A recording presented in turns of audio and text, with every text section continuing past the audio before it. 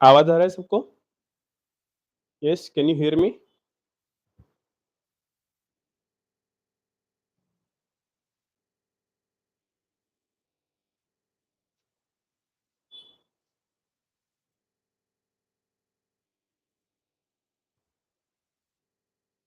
Yes, can you hear me?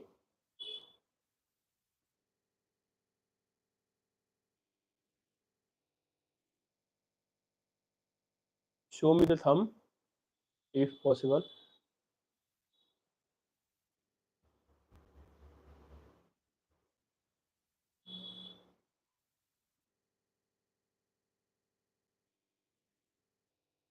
आवाज आ रहा है?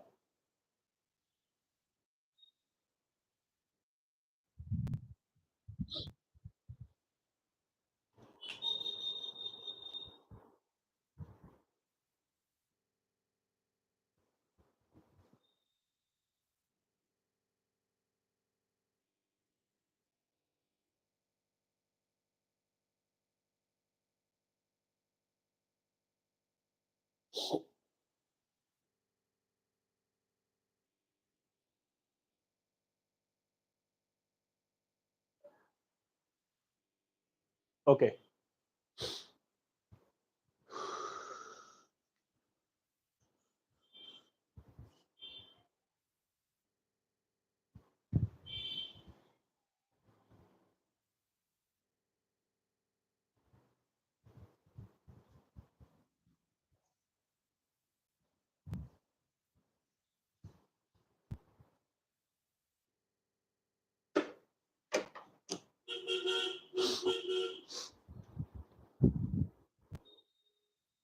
एक 2 मिनट रुकते हैं. Okay, anyways will start.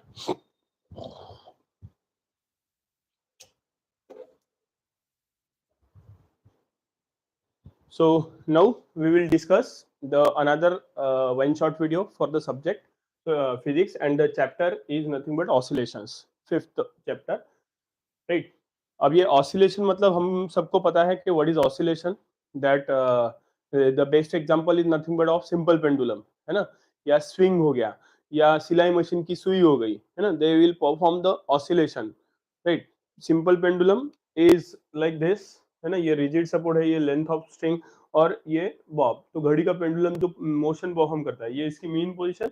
अगर कोई ऑब्जेक्ट मीन पोजीशन से दूर, मीन पोजीशन के तरफ, फिर वापस दूर, फिर तरफ, तो इस तरीके से मोशन अगर परफॉर्म करता है, तो that motion is nothing but called as the oscillatory motion, right? और यही से एक और पॉइंट यहाँ पे जनरेट होता है, and that point is nothing but the simple harmonic motion, right?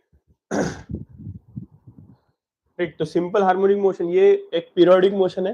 What do you mean by periodic motion? तो पीरियोडिक मोशन मतलब कि अगर ऑब्जेक्ट अपने पोजीशन को रिपीट कर रहा है after equal interval of time, तो that motion is called as the periodic motion, है ना. उस मोशन को हम कहते हैं पीरियोडिक मोशन.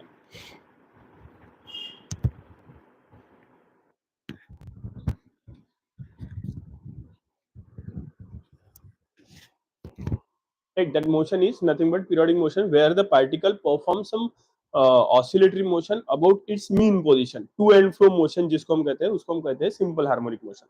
ठीक है, तो सिंपल हार्मोनिक मोशन की दो टाइप्स आएंगे. एक लीनियर सिंपल हार्मोनिक मोशन, दूसरा एंगुलर सिंपल हार्मोनिक मोशन. सबसे पहले हम लीनियर सिंपल हार्मोनिक मोशन की बात करेंगे.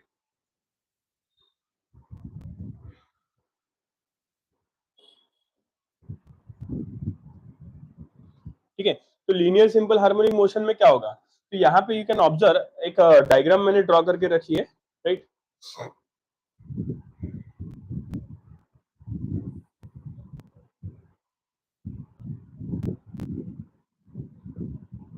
ठीक है, जहां पे पार्टिकल एक रिजिड सपोर्ट है, all these are nothing but the rigid supports,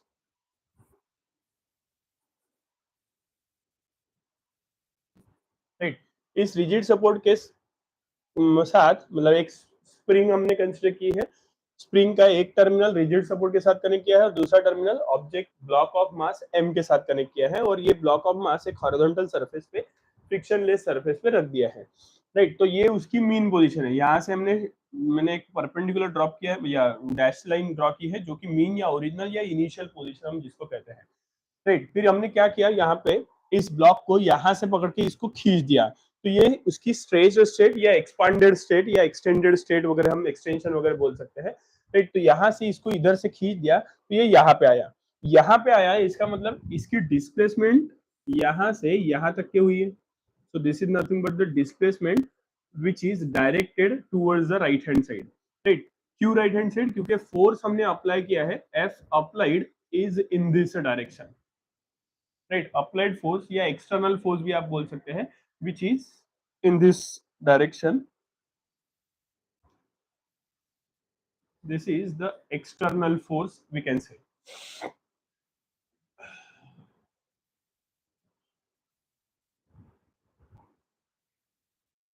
right. अब एक्सटर्नल फोर्स जिस डायरेक्शन में हम फोर्स अप्लाई करते हैं उसी डायरेक्शन में डिस्प्लेसमेंट हो रही है, तो फोर्स और डिस्प्लेसमेंट ये डायरेक्टली प्रोपोर्शनल है।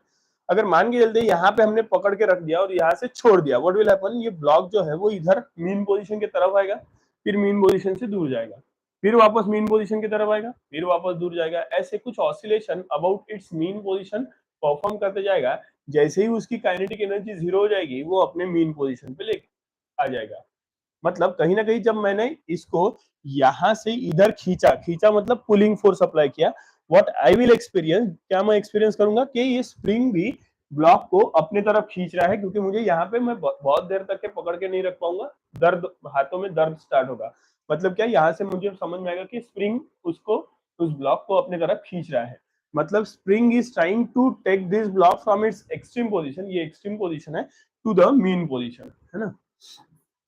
इसको हम एक्सट्रीम पोजीशन कहेंगे,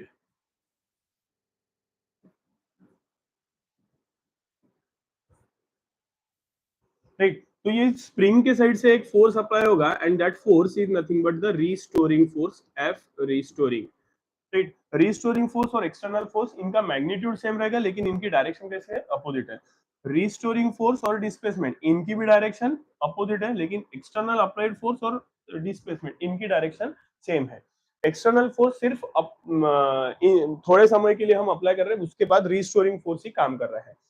इसके बाद हमने दूसरे कंडीशन में, जिसको कंप्रेशन कहा है, इसमें ब्लॉक को इधर से इधर पुश किया है, पुशिंग फोर्स हमने अप्लाई किया। अब पुशिंग फोर्स देने के बाद फोर्स की डायरेक्शन ये हो गई, this is F external, right. और डिस्प्लेसमेंट भी यहां से यहां तक की हुई है, राइट। डिस्प्लेसमेंट की डायरेक्शन लेफ्ट हैंड साइड है क्योंकि applied force left hand side में है, लेकिन ऐसे केस में जो रीस्टोरिंग फोर्स रहेगा, वो रीस्टोरिंग फोर्स कैसे एक्ट करेगा, that restoring force will be in this वे,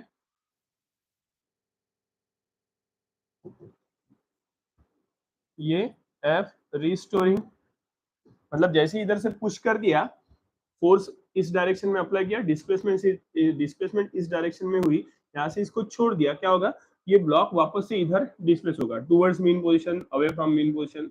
इस तरीके से ये ऑसिलेशन परफॉर्म करेगा, वापस से जैसी इसकी काइनेटिक एनर्जी जीरो हो गई, वो अपने मीन पोजीशन पे आकर रुक जाएगा, राइट। मतलब रिस्टोरिंग फोर्स और एक्सटर्नल फोर्स इसकी direction opposite, restoring force displacement इसकी डायरेक्शन अपोजिट, एक्सटर्नल फोर्स और डिस्प्लेसमेंट इनकी डायरेक्शन सेम। ये दोनों कंडीशन में, स्ट्रेच या एक्सटेंडेड पोजीशन में भी या कंप्रेस्ड पोजीशन कंडीशन में भी ये सेम है, बराबर है।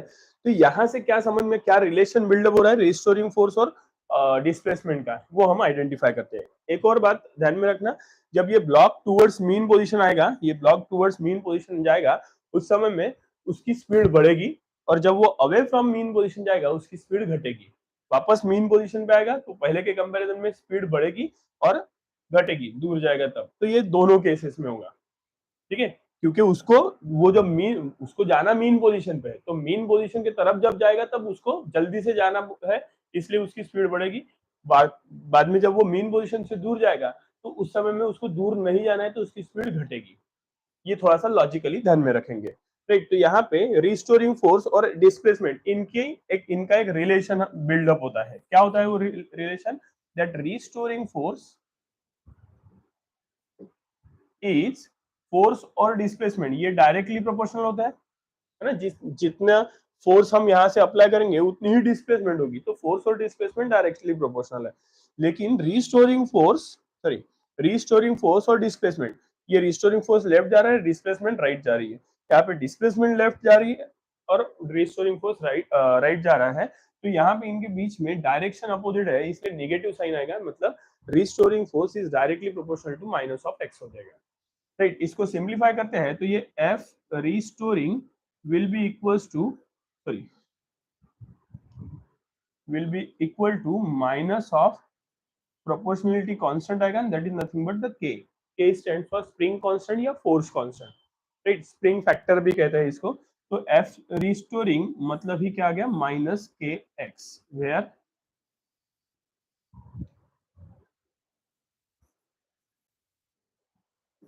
k is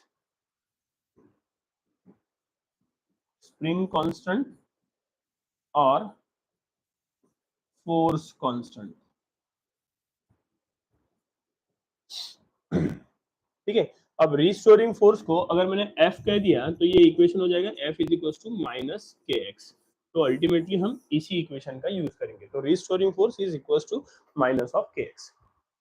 ठीक है, ऑल्सो अगर हमने जो फोर्स अप्लाई किया है ये एक्सटर्नल फोर्स, मतलब क्या हो जाएगा? This external force is nothing but equal to M A mass multiplied by acceleration. तो यहाँ पे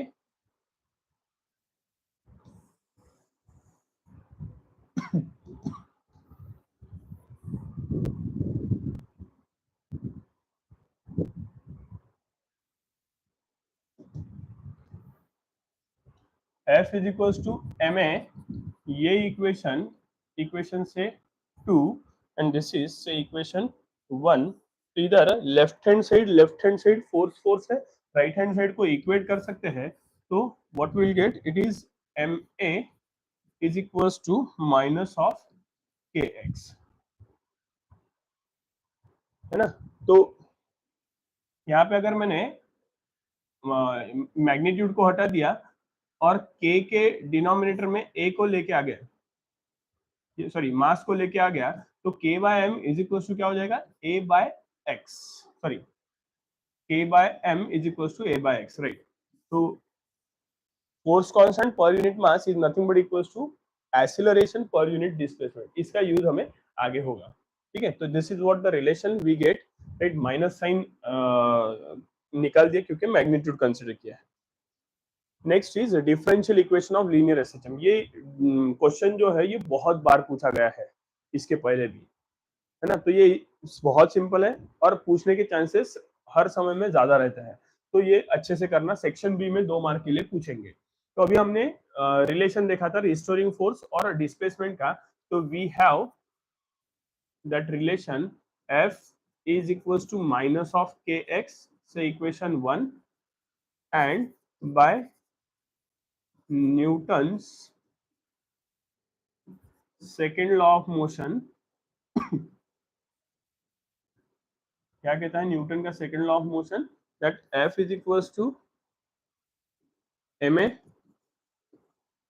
this is your second equation. Left hand side same है, राइट हैंड साइड को इक्वेट कर दिया, तो equating RHS of 1 and 2, what will get? It is ma को पहले लिखता हूँ, तो ma is equals to minus of K X, right. और माइनस के एक्स को इधर लेफ्ट शिफ्ट करता हूँ, तो this becomes ma plus K X and is equals to 0। Acceleration मतलब क्या होता है in terms of displacement? It is D square x by D T square. तो ये एक्सीलरेशन की जगह पे अगर हमने रख दिया तो ये m into D two x by D T square plus k into X is equal to 0। अगर मैंने थ्रू आउट पूरे इक्वेशन को मास ऑफ एन ऑब्जेक्ट से डिवाइड कर दिया, मतलब m को शिफ्ट कर दिया इन अदर वर्ड्स, तो ये इक्वेशन क्या बनेगा? This becomes D square x by D T square, m से डिवाइड किया m cancel, plus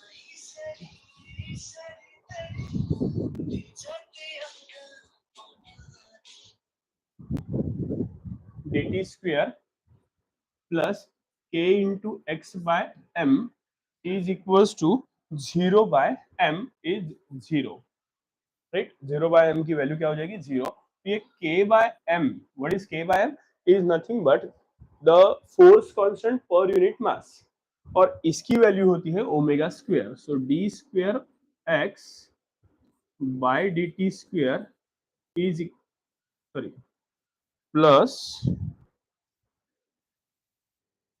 plus omega square x is equal to 0। This is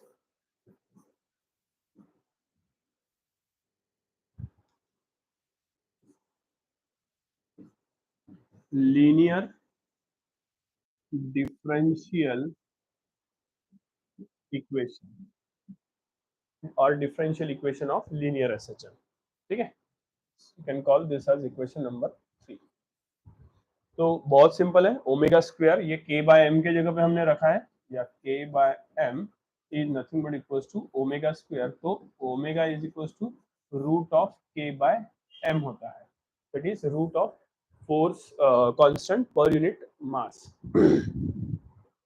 next, अब हम फाइंड आउट करेंगे acceleration a, velocity v and displacement of a particle performing SHM. जो particle SHM perform कर रहा है उस पार्टिकल की डिस्प्लेसमेंट, वेलोसिटी और एक्सीलरेशन अभी हमें फाइंड आउट करनी है। तो सबसे पहले एक्सीलरेशन मिल जाएगा, हेडिंग के सीक्वेंस की तरफ ध्यान देंगे तो बहुत आसानी से ये इक्वेशंस तैयार हो सकते हैं। क्या है सबसे पहले एक्सीलरेशन? तो अभी हमने एक डिफरेंशियल इक्वेशन प्रूव किया था, वही इक्वेशन का यूज करेंगे। क्या था ये differential equation? That is D square x by D T square plus omega square x is equal to 0। ये d square x by D T square मतलब double derivative of displacement with respect to time is what? Acceleration. तो a plus omega square x is equal to 0। यहाँ से a अगर find out करते हैं तो omega square x को इधर शिफ्ट करते हैं तो माइनस ओमेगा स्क्वायर एक्स हो जाएगा। तो दिस इज द एक्सीलरेशन। पहला बिट हो गया। This is your equation number 1। अभी इक्वेशन 1 का यूज करके वेलोसिटी फाइंड आउट करेंगे। कैसे? Now a is equal to minus omega square X है, तो a is equal to minus omega square X. तो a की जगह पे हम क्या रख सकते हैं? dv बाय dt, क्योंकि वेलोसिटी का derivative with respect to time is nothing but acceleration which is equal to minus omega square X. ठीक है। अब ये dv बाय dt को I can write it like dv by dx into dx by dt, है ना? dx dx से multiply और divide कर दिया तो dx dx cancel, dv by dt will remain as it is, will be equals to minus omega square x, right? अब ये dx by dt क्या होता है? वेलोसिटी। तो dx by dt के जगह पे वेलोसिटी रख दिया, राइट? यहाँ पे a is nothing but equals to dv by dt, और यहाँ पे dx by dt is nothing but equals to velocity, ये कमेंट हो जाएगा। तो dx बाय dt इसको ब्रैकेट में डाल दिया, इसकी जगह पे v into dv by dx is equals to minus omega square X. ठीक है। अब क्या करना है हमें? ये dx, x इधर है तो dx को उधर भेज देता हूँ, तो ये क्या हो जाएगा? v into dv is equals to minus omega square X into dx। अब हमें क्या चाहिए? वेलोसिटी चाहिए। ये dv dx इस तरीके से आया तो इसको इंटीग्रेट कर देते हैं, राइट? इंटीग्रेटिंग अबव इक्वेशन,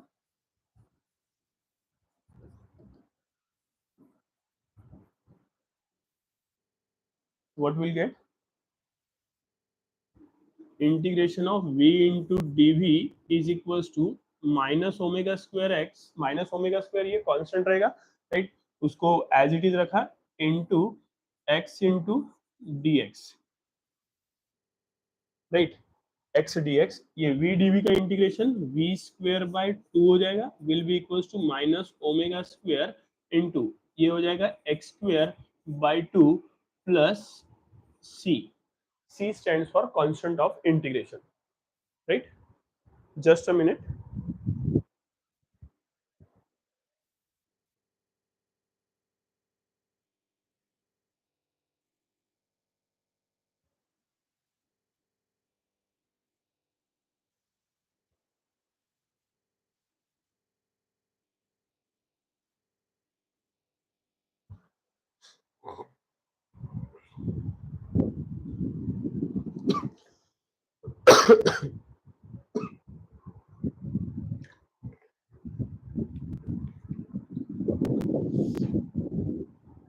ठीक है, तो अभी ये सी आ गया है ना, इंटीग्रेशन की लिमिट है, ये फॉर्मूला आप सबको पता होगा, that integration x into D x, x to the power n d x is equal to x to the power n plus one upon n plus one होता है, राइट, तो बस वही यूज किया है, x to the power one है, one plus one is two divided by two, यहाँ पे भी वी डी वी है, वी पावर वन, तो v power one plus one two, that is V square by to.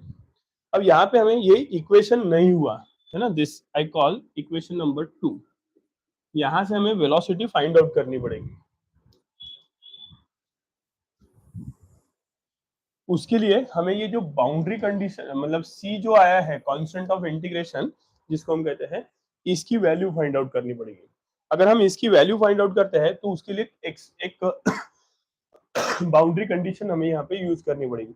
Boundary condition मतलब eight extreme position, extreme position मतलब कौन सी position, ये है ना, ये एक्सट्रीम पोजीशन है, ये एक्सट्रीम पोजीशन है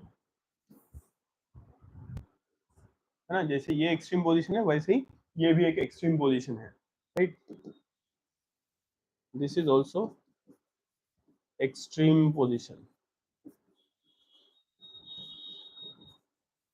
राइट। तो एक्सट्रीम पोजीशन की अगर हम कंडीशन यहाँ पे अप्लाई करते हैं तो what will gate eight extreme position, मतलब एक्सट्रीम पोजीशन पे एक्स की वैल्यू क्या रहेगी, ये मैक्सिमम रहेगी, और मेन पोजीशन से मैक्सिमम डिस्प्लेसमेंट इसको हम कहते हैं एम्पलीट्यूड, तो उसको डिनोट करते हैं ए से, तो एक्स इज इक्वल टू, अब ये राइट साइड है तो प्लस ए, लेफ्ट साइड है तो माइनस है, तो एक्स इज इक्वल टू क्या हो जाएगा, प्लस माइनस ए, और एक्सट्रीम पोजीशन पे वेलोसिटी क्या हो जाएगी, जीरो।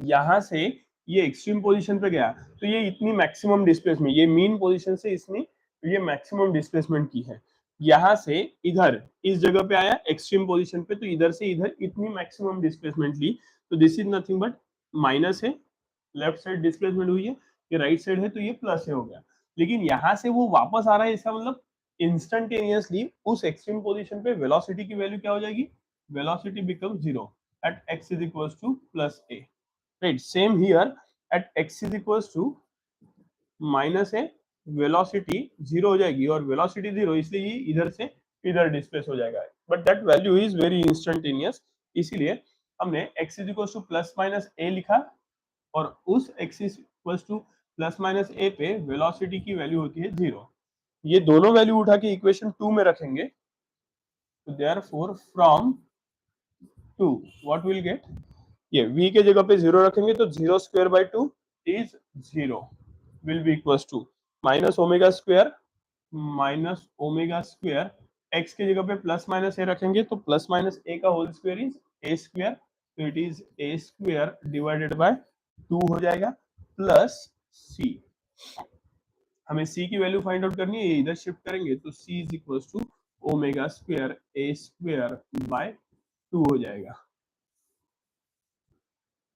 ये सी की वैल्यू उठाएंगे वापस उसी इक्वेशन में रखेंगे, इक्वेशन टू में जहां पे सी जनरेट हुआ है, तो देयरफॉर अगेन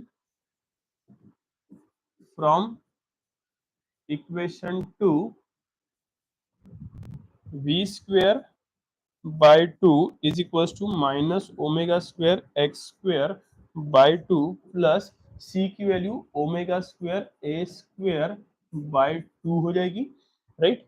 कुछ कैंसिल वगैरह होगा यहाँ पे, क्या कैंसिल हो रहा है, ये two two two cancel, omega square common निकल जाएगा, तो V square is equals to omega square common, bracket के अंदर पहले ए स्क्वायर लिखता हूँ, तो ए स्क्वायर माइनस एक्स स्क्वायर ये हो जाएगा, और हमें वी स्क्वायर नहीं चाहिए, वी चाहिए, तो क्या होगा, स्क्वायर रूट लेंगे, तो V is equals to omega,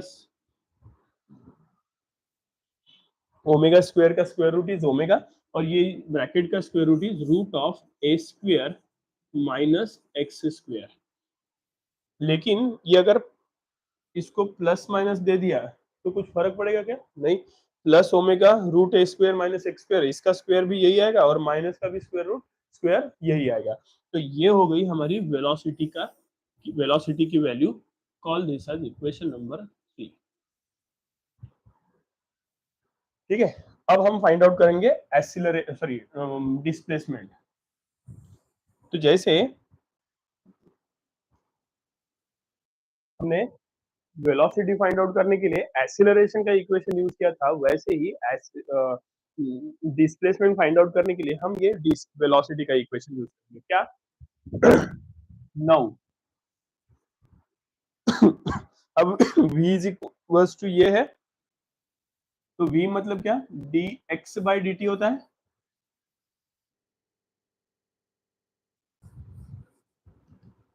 we have v v is equals to, magnitude consider करता हूं, it is omega root of A square minus x square, और v मतलब क्या होता है, dx by dt which is equals to omega root of a square minus x square। ठीक है, अब ये लेफ्ट हैंड साइड में dx है, तो ये x वाली टर्म ये रूट के अंदर है, इसको इधर शिफ्ट करते हैं, dt को उधर शिफ्ट करते हैं, तो ये हो जाएगा dx upon root of a square minus x square will be equals to omega into dt। ये रिलेशन कुछ समझ में आ रहा होगा आप लोगों को, जैसे कि 11th में या लोअर स्टैंडर्ड में आप लोगों ने पढ़ा होगा कि डिस्प्लेसमेंट को डिफरेंशिएट किया विद रिस्पेक्ट टू टाइम तो वेलोसिटी मिलती है, वेलोसिटी को डिफरेंशिएट किया विद रिस्पेक्ट टू टाइम तो एक्सीलरेशन मिल रहा है, हम उल्टा जा रहे हैं, तो डेरिवेटिव का उल्टा अपोजिट ऑपरेटर हम यूज कर रहे हैं, दैट इज इंटीग्रेशन। एक्सीलरेशन का इक्वेशन था, एक्सीलरेशन से वेलोसिटी फाइंड आउट करने के लिए हमने इंटीग्रेशन किया, अब वेलोसिटी है, तो वेलोसिटी से डिस्प्लेसमेंट फाइंड आउट करने के लिए वापस से क्या करना पड़ेगा, इंटीग्रेशन करना पड़ेगा, तो बस वही करेंगे, इसको इंटीग्रेट करेंगे, तो integration dx by root of A square minus x square is equals to integration omega into dt। तो ये इसका इंटीग्रेशन होता है, एक इंटीग्रेशन का फॉर्मूला आप लोगों ने पढ़ा होगा, integration of 1 by root of A square minus x square is equals to into D x is equals to sine inverse of x by a.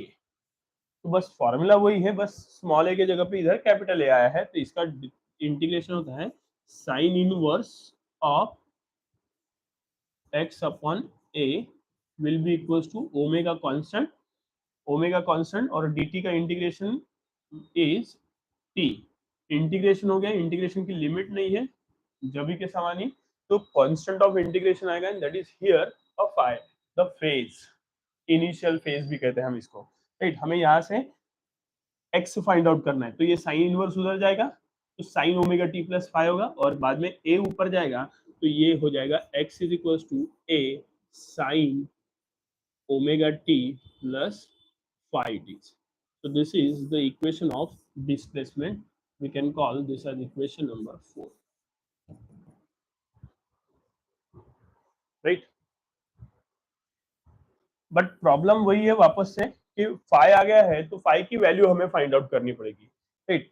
तो कैसे फाइंड आउट करेंगे, this question can be asked you for 4 marks in section D, right.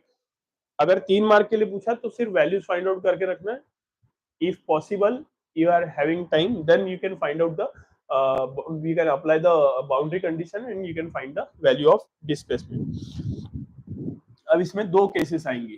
तो case one, क्या कहता है, क्या time t equals to zero, पे mean position पे से अगर पार्टिकल स्टार्ट हो रहा है तो डिस्प्लेसमेंट की वैल्यू भी क्या रहेगी, जीरो रहेगी, राइट। मतलब एट मीन पोजीशन, अगर पार्टिकल मीन पोजीशन से स्टार्ट कर रहा है तो मीन पोजीशन पे time t equals to zero पे displacement x is equals to क्या रहेगा, जीरो। ये वैल्यू उठा के इक्वेशन 4 में रखेंगे तो from 4 what we'll get is x is equals to 0 will be equals to a into sine of omega into 0 plus five.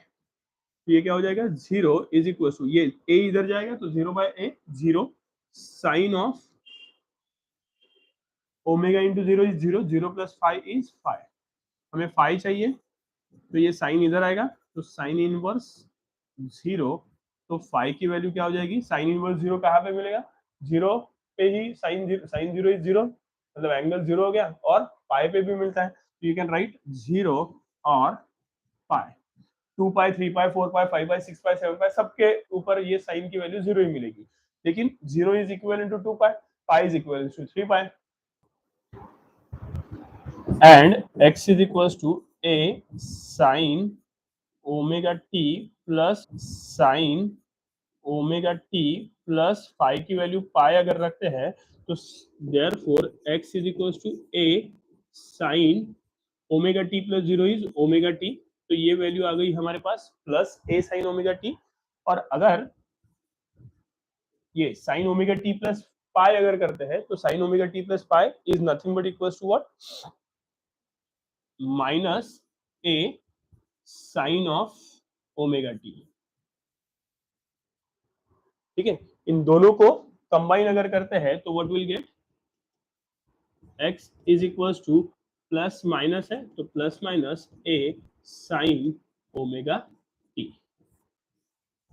इसकी अगर वेवफॉर्म ड्रॉ कर दूं तो इट इज लाइक दिस, ये theta is equal to omega t, यहाँ पे ये amplitude आ जाएगा, राइट। तो पहले x is equal to a sine omega t अगर फाइंड आउट करते हैं तो ग्राफ कुछ इस तरीके से आएगा, plus a sine omega t आ रहा है तो ये this is x is equal to plus a sine omega t. Mean position से स्टार्ट हुआ ना, तो ये है mean position, this x axis is nothing but the mean position, this is 0 pi and 2 पाई। और वही अगर हमने ये इक्वेशन ड्रॉ करते हैं x is equal to minus a sine omega t, तो this graph will be negative sinusoidal signal, this is x is equals to minus a sin omega t is right। तो यहां से इधर अगर हमने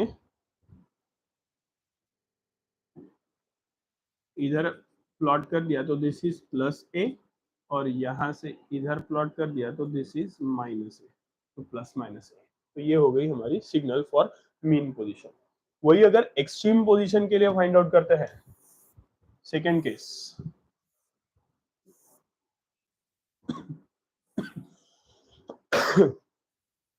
case 2, तो एट एक्सट्रीम पोजीशन, मतलब अगर पार्टिकल एक्सट्रीम पोजीशन से स्टार्ट होता है at time t equals to 0,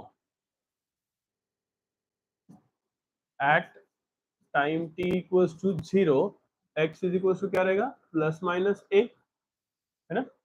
x is equals to plus minus a, maximum displacement रहेगी मेन पोजीशन पे टाइम t इक्वल्स टू 0 पे। ये वैल्यू अगर equation what you can say equation number displacement का ये 4 में अगर हमने रख दिया तो what will get, so therefore from equation 4 x is equals to plus minus a है, is equal to a sine omega into 0 plus t, omega t sorry omega into 0 plus 5 it is right. And therefore अब ये यहाँ पे क्या हो जाएगा, ये cancel हो जाएगा, ये ए कैंसल, इधर वन बचा प्लस माइनस वन, साइन इधर शिफ्ट कर देते हैं तो this become sine inverse of plus minus one will be equals to, इधर क्या बचा, omega into zero is omega sorry zero plus five is five, and five will be equals to sine inverse plus minus one कहाँ पे मिलता है हमें, plus one मिलता है 90 मतलब पाई बाय टू, और माइनस वन मिलता है 270 मतलब 3 पाई बाय टू, तो this equation become this value becomes pi by two और 3 pi by to it is, तो फाइव की वैल्यू आ गई पाई बाय टू और 3 पाई बाय टू। ठीक है, अब ये वैल्यू वापस से उठा के उसी इक्वेशन में रखेंगे फ्रॉम इक्वेशन फोर, तो इक्वेशन फोर में, सो फ्रॉम इक्वेशन फोर पहले फाइव की वैल्यू पाई बाय टू अगर रखते हैं तो x is equal to a sine omega T plus pi by two and x is equal to a sine omega t minus sorry plus 3 pi by 2, right? And therefore x is equals to a into sin omega t plus pi by 2 becomes cos of omega t, मतलब sin theta plus pi by 2 is cos theta, right? And x is equals to a into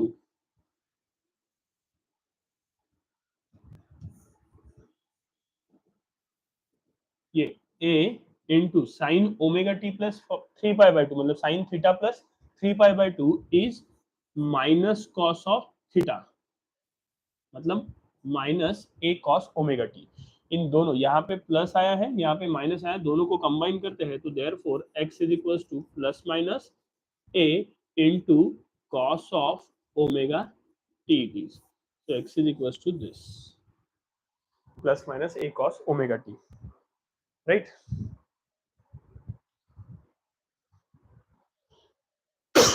अब इसकी अगर waveform draw करता हूं तो क्या आएगा, again theta is equals to omega t, यहाँ पे ये एम्पलीट्यूड ए या डिस्प्लेसमेंट लिख सकते हैं,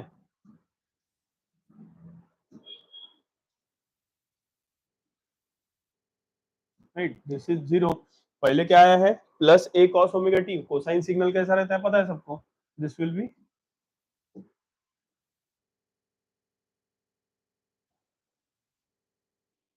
राइट, और माइनस वाली wave form will be like this,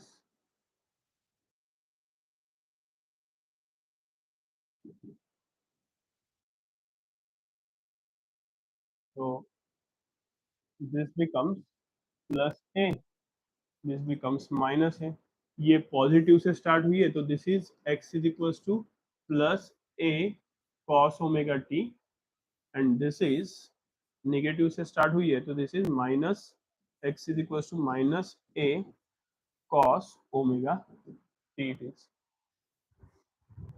right.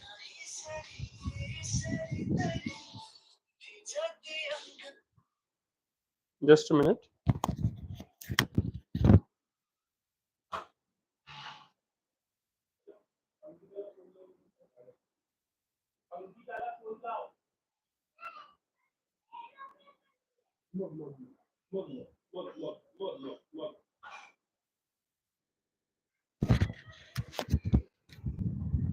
ठीक है, so this is what the equation. Next, अब ये थोड़ा सा लेंदी लगा होगा क्योंकि है वो लेंदी, तो इसमें अगर 4 मार्क के लिए समय मिलता है तो बाउंड्री कंडीशंस अप्लाई करो, अदरवाइज ये वेवफॉर्म वगैरह ड्रॉ करने की जरूरत नहीं है, ये सिर्फ आपके अंडरस्टैंडिंग के लिए कि how is exactly sine and cosine signal, right, otherwise you can go for directly equations, ठीक है। दादा एक्सट्रीम वैल्यूज, एक्सट्रीम मतलब मिनिमम और maximum values of displacement, velocity and acceleration, तो सबसे पहले हम फाइंड आउट करते हैं डिस्प्लेसमेंट के लिए,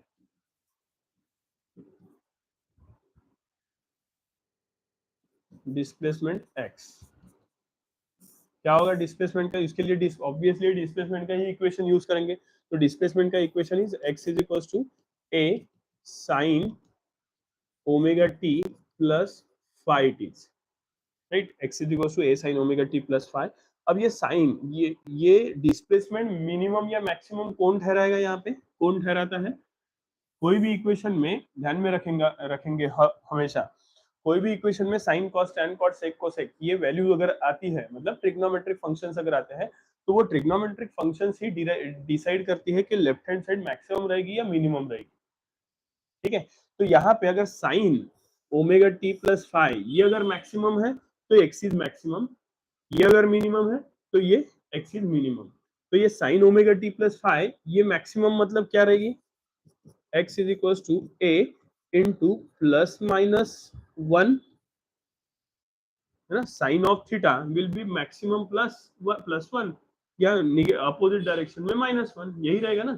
ये प्लस माइनस वन कहाँ पे रहेगा, दिस इज व्हेन, मतलब sine of, that is sine of omega T plus five is equals to plus minus one, मतलब ही therefore omega T plus five will be equals to sine inverse of plus minus one.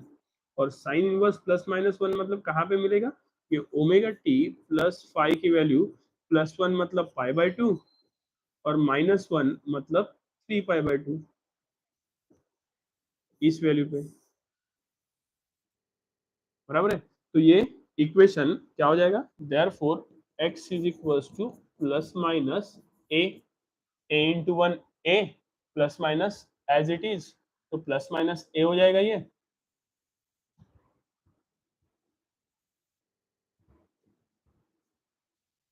Right. और ये हो जाएगी displacement की maximum value, this is displacement maximum, right. वही अगर minimum value find out करनी है तो क्या, तो जब ये इक्वेशन वन बोल दो, इस इक्वेशन में जब sine of omega T plus five ये मिनिमम रहेगी, मिनिमम मतलब रहेगी कितनी रहेगी, जीरो। तो when this is at mean position, है ना, ये कहाँ पे रहेगी, ये मीन पोजीशन पे रहेगी, या सॉरी ये एक्सट्रीम पोजीशन पे रहेगी और ये मीन पोजीशन पे रहेगी, at extreme position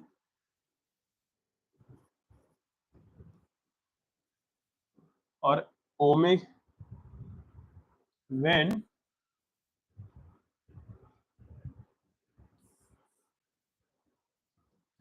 x is equals to plus minus और a इंटू जीरो।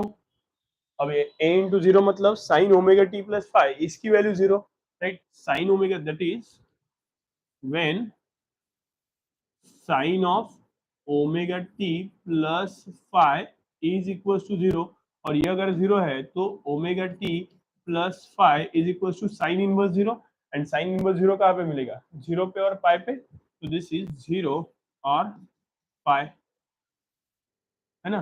तो ये x की वैल्यू क्या आएगी हमारे पास, ये दो वैल्यूज यहाँ पे हमें मिलेगी, तो x की वैल्यू a इंटू जीरो क्या हो जाएगा, जीरो, तो this is nothing but x is x minimum, right. और ये कहाँ पे रहेगी, this is at mean position. तो मीन पोजीशन पे ऑब्जेक्ट डिस्प्लेस ही नहीं हुआ तो उसकी डिस्प्लेसमेंट क्या रहेगी, जीरो रहेगी, राइट। एक्सट्रीम पोजीशन पे ये मैक्सिमम डिस्प्लेसमेंट परफॉर्म कर रहा है तो इट इज मैक्सिमम, राइट। और यहाँ से हम वेलोसिटी और एक्सीलरेशन इनकी मैक्सिमम वैल्यू बहुत आसानी से फाइंड आउट कर सकते हैं। तो second is velocity, that is v। तो v का इक्वेशन लिख दो पहले, omega root of a square minus x square plus minus, right. तो पहली कंडीशन है एट मीन वाली रख देते हैं, तो मीन पोजीशन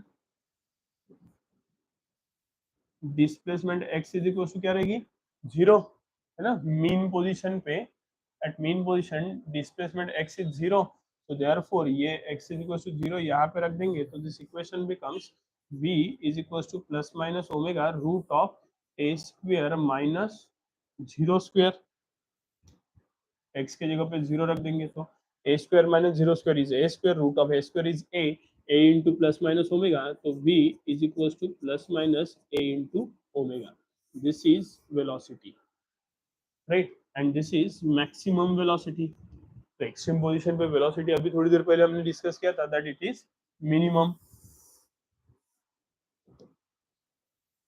तो वो भी कैलकुलेट कर लेते हैं. तो second case, at extreme position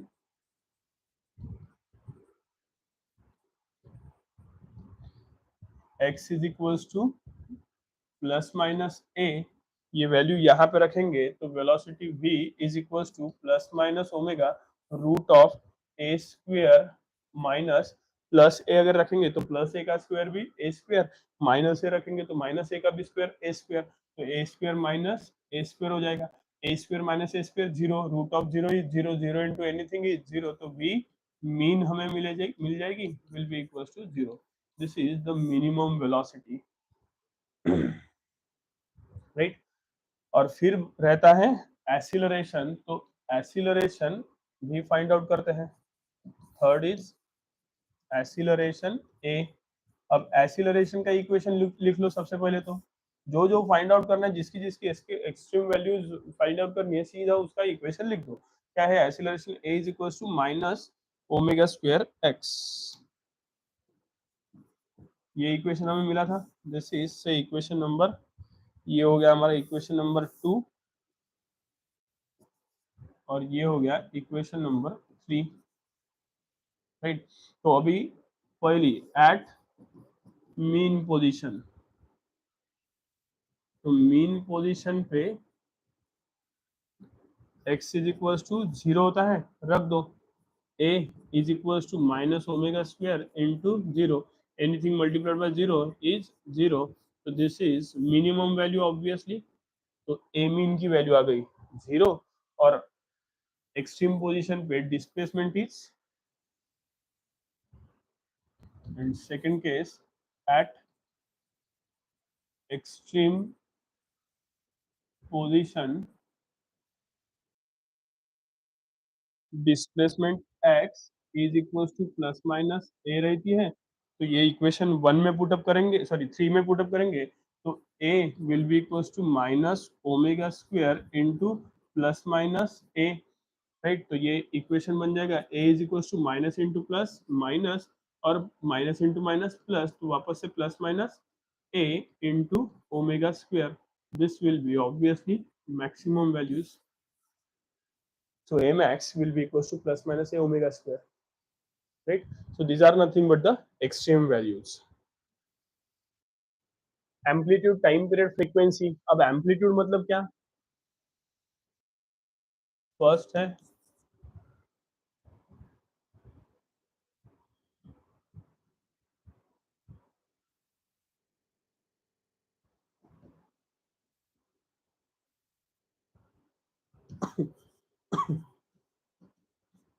amplitude.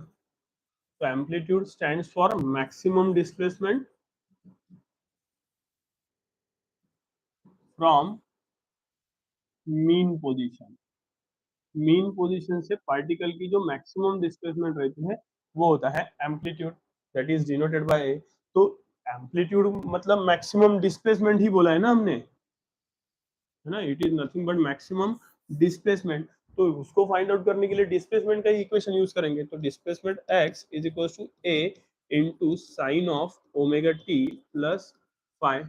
अब मैक्सिमम डिस्प्लेसमेंट कब रहेगी? जब ये sine omega T plus five ये मैक्सिमम रहेगा, मतलब x is equal to a into plus minus one, that is when omega T plus five, इसकी वैल्यू क्या रहेगी? प्लस साइन जीरो पे तो जीरो रहेगा, साइन 90 पे वन रहेगा, साइन 270 मतलब 3 पाई बाय 2, इस पे माइनस वन रहेगा. तो it is omega T plus five, इसकी वैल्यू क्या रहेगी? 5/2 एंड 3 पाई बाय 2. यहाँ पे x is equal to displacement हमें कैसा मिलेगा? Maximum, that is x is equal to plus minus a. तो ये हो गया एम्पलीट्यूड. दूसरा है टाइम पीरियड, राइट. अब टाइम पीरियड को कैसे फाइंड आउट करेंगे? Second is time period.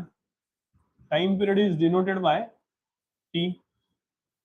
अब टाइम पीरियड होता क्या है कि एक रोटेशन को लगने वाला समय या एक ऑसिलेशन को लगने वाला समय. मतलब वो एक ऑसिलेशन होने के बाद पार्टिकल की जो पोजीशन उस समय पे थी वही पोजीशन पे पार्टिकल वापस आएगा. बराबर है. तो करेंगे क्या. अब टाइम है यहाँ पे वापस इसी इक्वेशन में, तो इसी इक्वेशन का यूज करेंगे डिस्प्लेसमेंट के. It is x is equal to a into sine of omega T plus five. It is क्या करेंगे, टाइम में एक ऐसा टाइम सब्स्टिट्यूट करेंगे जिसके बाद पार्टिकल उसी पोजीशन पे रिपीट आना चाहिए. मतलब x की value a sin omega t plus five है, तो वो टाइम ऐड करने के बाद वापस यही इक्वेशन मिलना चाहिए. तो हम बोलेंगे कि yes, particle is repeating its position after equal interval of time. तो टाइम पीरियड का एकदम बेसिक सा इक्वेशन है, that is 2 pi by omega.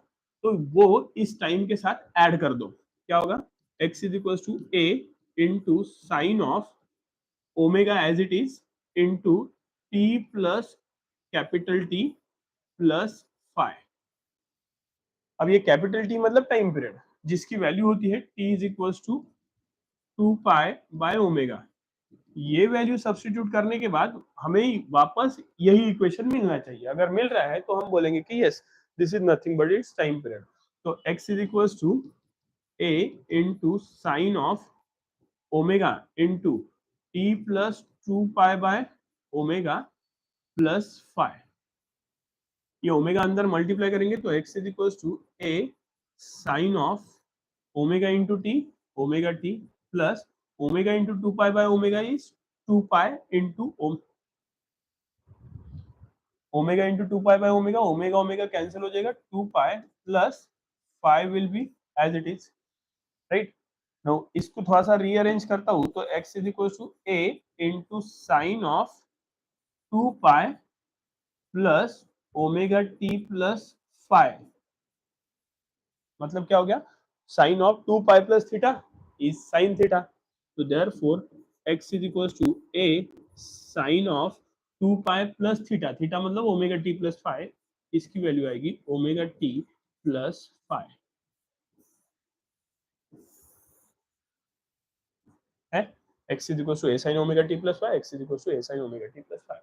मतलब पार्टिकल के टाइम पीरियड में, टाइम में इंस्टेंटेनियस पोजीशन का टाइम इंटरवल टाइम रिप्रेजेंट करता है. उसमें अगर हमने 2 पाई बाय ओमेगा ऐड कर दिया तो पार्टिकल 2 पाई बाय ओमेगा इतने समय के बाद वापस अपने उसी पोजीशन पे जाएगा. तो उसको हम बोलते हैं time period. So capital T, therefore time period T is equal to 2 pi by omega. ये हो जाएगा. अब 2 पाई बाय ओमेगा, और ओमेगा मतलब क्या, ओमेगा मतलब ये रूट ऑफ के बाय एम होता है. ओमेगा मतलब रूट ऑफ के बाय एम. वो अगर हमने यहाँ पे रख दिया तो हमें टाइम पीरियड का इक्वेशन मिल जाएगा यहाँ का. तो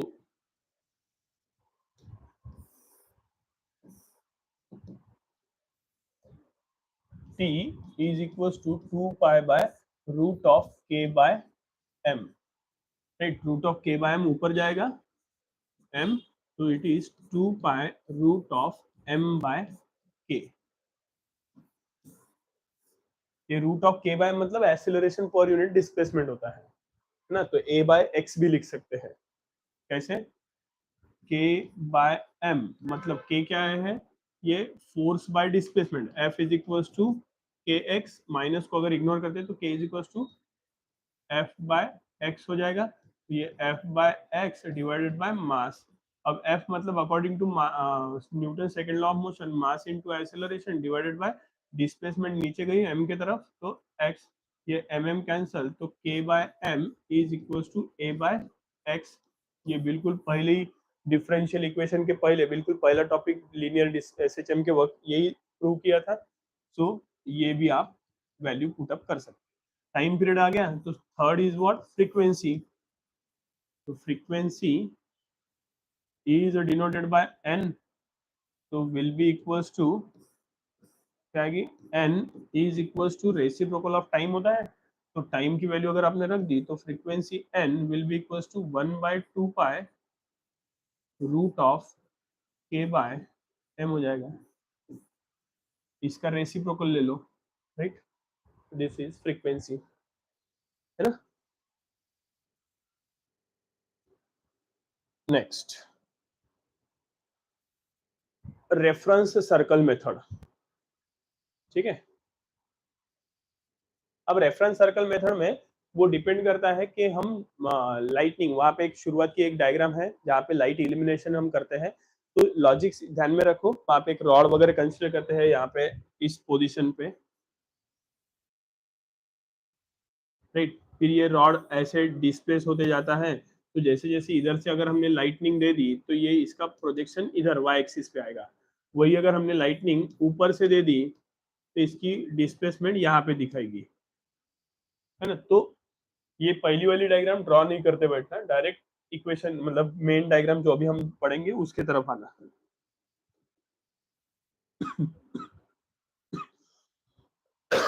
क्या होगा यहाँ पे, ये ओरिजिन है। Initially let us consider the particle is somewhere here at point P या P0 at t equals to T0 equals to 0, ठीक है, इतने समय पे। अब ये पार्टिकल की पोजीशन कैसे रिप्रेजेंट करते हैं, हम ओरिजिन से उसको ज्वाइन कर देते हैं, तो this is nothing but initial position, जहां पे पार्टिकल ने इनिशियल फेज गेन कर चुका है एंड इट इज 5, ठीक है। फिर क्या हुआ कि आफ्टर टाइम t, है ना, कुछ समय के बाद पार्टिकल यहाँ से यहाँ पे डिस्प्लेस हो गया इस जगह पे, let us say this point as p and this is at time t, ये t1 equals to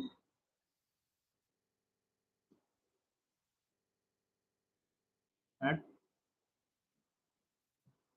T1 equals to 0 और ये T2 is equals to T पे आ गया, ठीक है। मतलब T समय में पार्टिकल ने इतना आर्क कवर किया, ठीक। तो total time T equals to क्या कहते हैं, यहाँ से यहाँ तक के इसने कितना, ये इस दौरान इसने ये ओमेगा टी इतना फेज कवर किया, तो टोटल फेज कितना हो जाएगा ये theta, which is equals to omega T plus 5। मतलब मीन पोजीशन से इसका इसने जो आर्क कवर किया वो आर्क कितना हो गया, ये इतना आर्क हो गया, इतनी angular displacement theta is equals to omega T plus 5 ये कवर किया, राइट। अब इस दौरान उसने डिस्प्लेसमेंट कितनी परफॉर्म की, तो डिस्प्लेसमेंट फाइंड आउट करने के लिए क्या करना पड़ेगा हमें, यहाँ पे यहाँ से परपेंडिकुलर प्लॉट करेंगे वाई एक्सिस पे, तो ये पोजीशन मिल गई।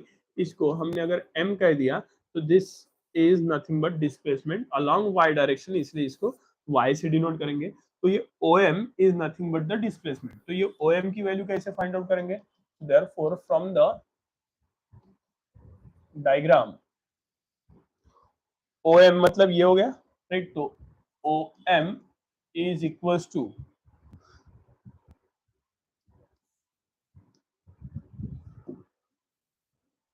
अच्छा ये अगर थीटा है तो कैन वी से this is also theta, alternate angle, है ना। ये अगर थीटा है तो ये भी थीटा हो जाएगा, that is omega T plus 5। तो इस थीटा की अपोजिट साइड है, और हाइपोटेनियस क्या हो गई, ये 90 डिग्री हो गया, तो इस 90 डिग्री की अपोजिट ये hypotenuse which is nothing but the radius of the circle capital R, है ना। कैपिटल आर से अगर इसको डिनोट किया है तो कर देते हैं, तो ये इक्वेशन क्या हो जाएगा, यहाँ पे थीटा की अपोजिट साइड फाइंड आउट करनी है OM, तो उसके लिए साइन थीटा अप्लाई कर सकते हैं। तो sine theta will be equal to what, opposite side मतलब OM अपॉन हाइपोटेनियस मतलब OP हो जाएगा, राइट। तो sine of theta is equals to OM find out करना है, और OP मतलब कैपिटल आर। तो OM मतलब क्या हो गया, OM के लिए y रखा है हमने, इधर y कर देते हैं, तो y और y फाइंड आउट करते हैं, तो it is r sine of theta, and therefore y is equals to r into sine of theta, मतलब क्या है, theta is omega T plus 5, है ना। तो r into sine of omega T plus 5 हो जाएगा। तो this is nothing but the equation of displacement, यही आया था। बस फर्क क्या था, वहां पे x डायरेक्शन में था, अलॉन्ग x एक्सिस मिला था, तो x is equal to a sine omega T plus 5, यहाँ पे a के जगह पे रेडियस मतलब मैक्सिमम वैल्यू, वही है ना यहाँ पे डिस्प्लेसमेंट, तो it is nothing but amplitude r. ठीक है, तो y is equal to r sine omega T plus five, ये आ गया displacement along y direction, call this as equation number 1। अब एक बार डिस्प्लेसमेंट आ गई तो इस जगह पे इसकी वेलोसिटी क्या रहेगी, वेलोसिटी को अगर हम ड्रॉ करते हैं तो that velocity will be in this way tangential. अगर ये पार्टिकल इस तरीके से एंटी क्लॉकवाइज डायरेक्शन परफॉर्म कर रहा है तो पार्टिकल की velocity will be tangential at this position, तो v will be in this way. तो ये v अगर फाइंड आउट करते हैं तो therefore v is equal to क्या होगा, dy by dt। Displacement along y direction है तो y वेलोसिटी भी अलोंग y डायरेक्शन ही आएगी and will be equal to d by dt of y की वैल्यू ये है, that is r into sine of omega t plus five it is, right, r sine omega t plus five. इसको differentiate कर दो तो therefore v y is equals to r is constant, बाहर कर दिया, साइन का derivative is cos omega t plus five into d by D t of omega t plus five, bracket का derivative, right. तो इस हिसाब से वी वाई की वैल्यू क्या हो जाएगी, r इंटू ये omega T plus five, five तो कांस्टेंट है तो ये D by D T multiply करेंगे तो ओमेगा इज कांस्टेंट, तो वो बाहर आ गया, t का derivative with respect to t is one, तो omega into one, omega plus five का differentiation with respect to time is zero, क्योंकि फाइव इज कांस्टेंट, तो omega plus zero is omega, उसको सामने लिख दिया, बाकी ये कॉस वाली term as it is, so cos of omega T plus five, ये हो गई वेलोसिटी अलोंग y डायरेक्शन। अब ये वी वाई को डिफरेंशिएट और एक बार कर दिया तो हमें एक्सीलरेशन अलोंग y डायरेक्शन मिल जाएगी।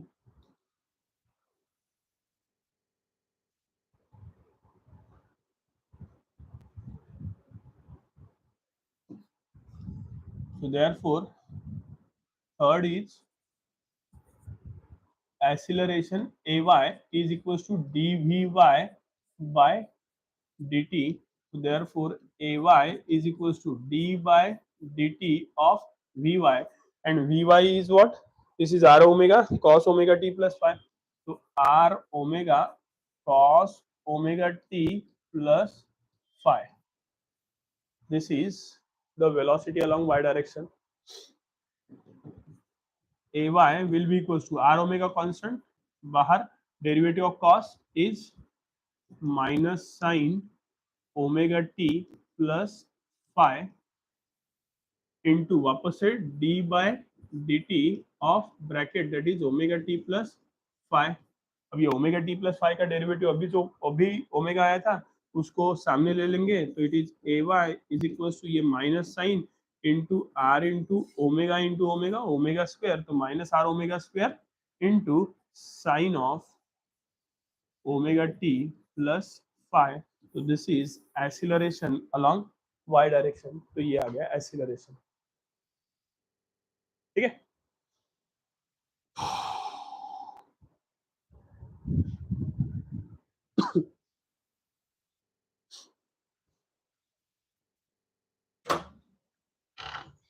पानी दे दो, हाँ, पानी खाया हुआ।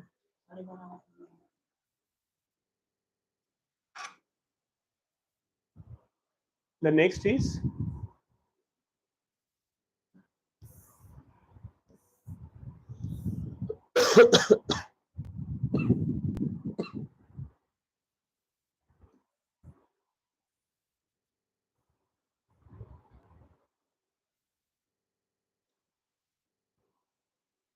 the graphical representation। ठीक है, स्टार्टिंग फ्रॉम मीन पोजीशन, मतलब पार्टिकल अगर स्टार्ट हो रहा है मीन पोजीशन से टुवर्ड्स पॉजिटिव, मतलब पॉजिटिव डायरेक्शन में, राइट, तो उस समय में उसकी वैल्यू क्या रहेगी वो हमें फाइंड आउट करनी है। फ्रॉम द मीन पोजीशन मतलब क्या, तो x is equals to at time t equals to 0 the value of displacement is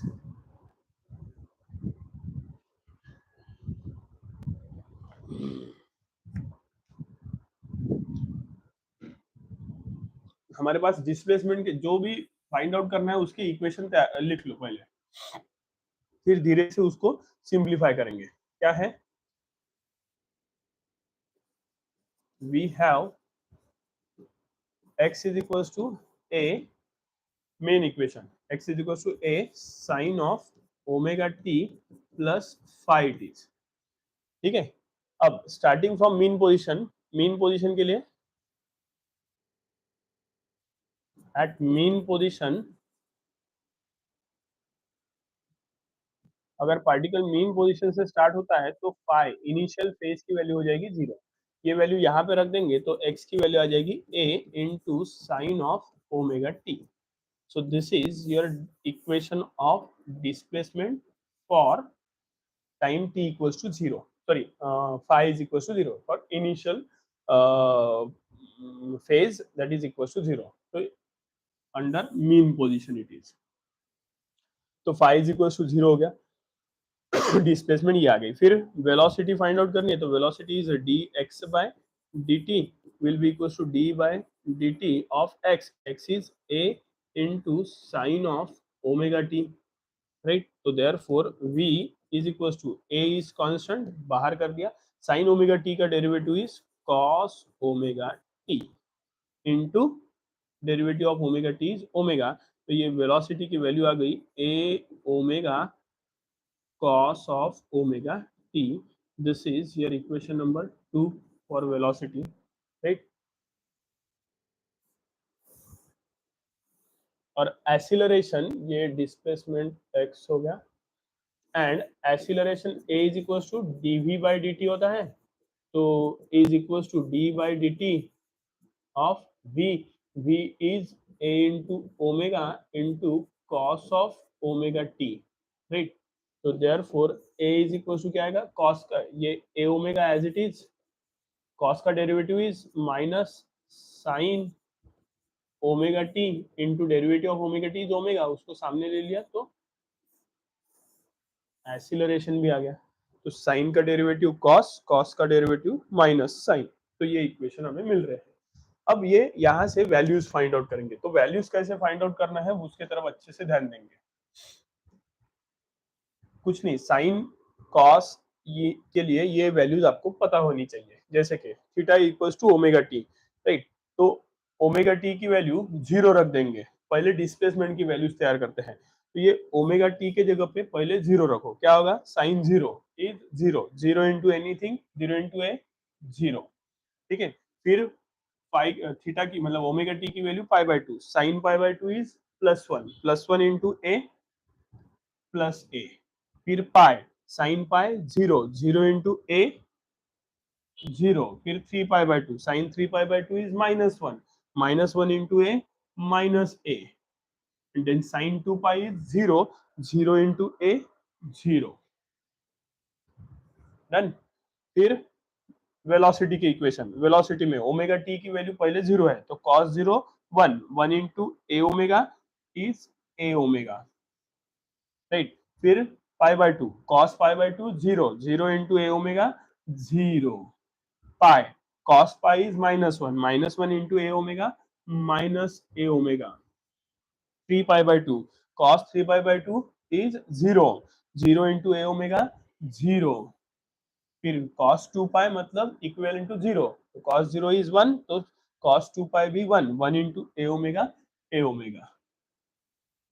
वैसे बहुत वैल्यू ध्यान में रखने की जरूरत नहीं, a omega 0 minus a omega 0 a omega, alternately zero देते जाने का, और ए ओमेगा के बाद माइनस ए ओमेगा, और माइनस ए ओमेगा के बाद वापस a omega. Same here, zero a zero minus a zero, है ना। फिर एसिलरेशन, एसिलरेशन पे जीरो रखेंगे, sine zero zero, zero into anything zero, pi by two sine sorry yes sine pi by two one, one into minus a omega square minus a omega square. फिर pi, sine pi is zero, zero into anything is zero. फिर three pi by two, sine three pi by two is minus one into minus a omega square is minus minus plus a omega square, and sine two pi is zero. तो a is 0 into anything is 0। अब ये chart से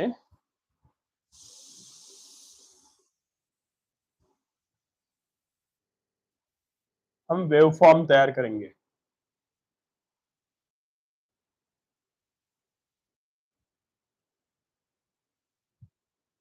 ठीक है।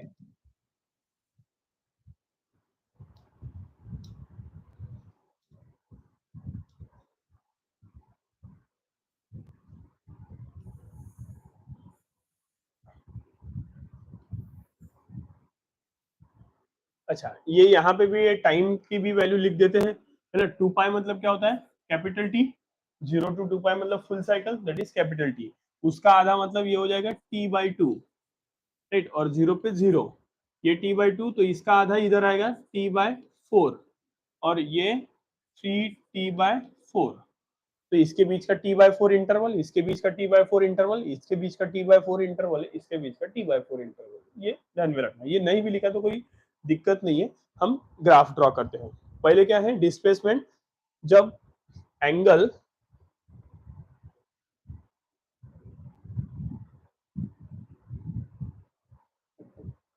Angle जब zero है, displacement की value zero है, राइट। तो उस समय में ये वैल्यू, जब वो जीरो, उस समय में डिस्प्लेसमेंट भी जीरो। जीरो पे डिस्प्लेसमेंट जीरो। फिर π/2 पे कितनी है, a। तो π/2 पे ये a मतलब ये प्लस a, और ये यहाँ पे उतने ही मैग्नीट्यूड का माइनस है। ठीक है, तो π/2 पे कितना है डिस्प्लेसमेंट, इज a। तो ये π/2 पे a आ गया। ठीक है, फिर पाई पे कितना है डिस्प्लेसमेंट, जीरो। तो पाई पे ये जीरो हो गया। 3 पाई/2 पे कितना है, 3 पाई/2 पे माइनस है, तो -a, ये -a हो गया, राइट। और 2 पाई पे वापस क्या हो जाएगा, जीरो हो जाएगा, राइट। इन सभी वैल्यूज को ज्वाइन कर दो।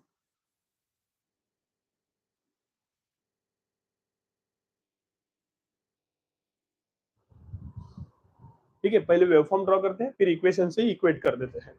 फिर वेलोसिटी पहले क्या है, जीरो पे a ओमेगा, राइट। तो ये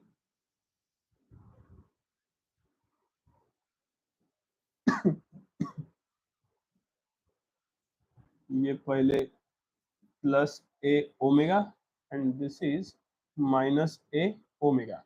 तो जीरो पे क्या है वेलोसिटी, ए ओमेगा। तो जीरो पे ये ए ओमेगा, ये सर्कल बन गया। फिर π/2 पे जीरो, तो π/2 पे जीरो हो गई वेलोसिटी। पाई पे माइनस ए ओमेगा, तो पाई पे ये माइनस ए ओमेगा आ गया, है ना, ये पॉइंट। फिर 3 पाई/2 पे क्या है, जीरो। तो 3 पाई/2 पे वेलोसिटी जीरो, और 2 पाई पे वापस से ए ओमेगा, मतलब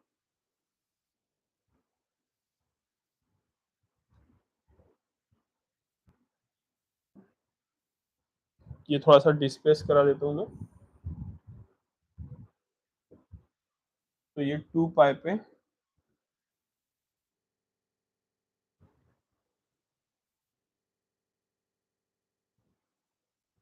ये आ गया, ज्वाइन कर दो,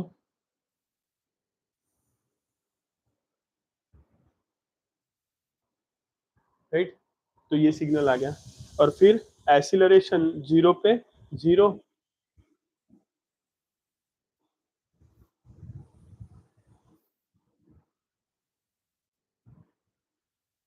तो एक्सीलरेशन जीरो पे जीरो। फिर π/2 पे माइनस ए ओमेगा स्क्वायर, तो ये प्लस ए ओमेगा स्क्वायर हो जाएगा, और ये माइनस ए ओमेगा स्क्वायर हो जाएगा, राइट। तो π/2 पे ये है माइनस ए ओमेगा स्क्वायर। फिर पाई पे जीरो होगा, 3 पाई/2 पे, 3 पाई/2 पे प्लस ए ओमेगा स्क्वायर, तो ये प्लस ए ओमेगा स्क्वायर हो गया। 2 पाई पे वापस जीरो है, कर दो ज्वाइन।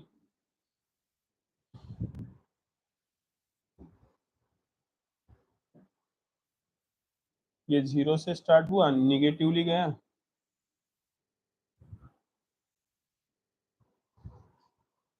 है ना। चलो इक्वेट करते हैं।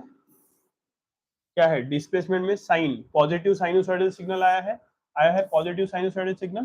पहली हाफ साइकिल पॉजिटिव है, बाद में निगेटिव, तो ये पॉजिटिव साइनोसॉइडल सिग्नल हो गया। फिर वेलोसिटी कैसी है, पॉजिटिव कोसाइनोसॉइडल सिग्नल आया है।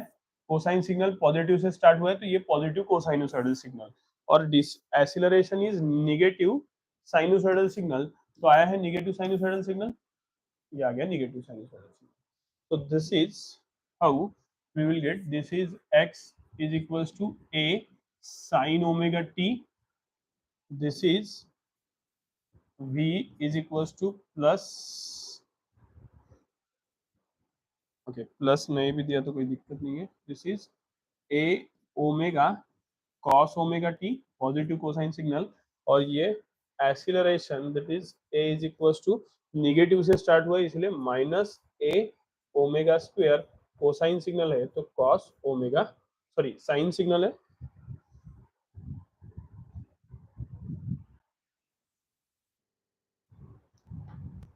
It is sine omega t it is. So this is how the equation becomes.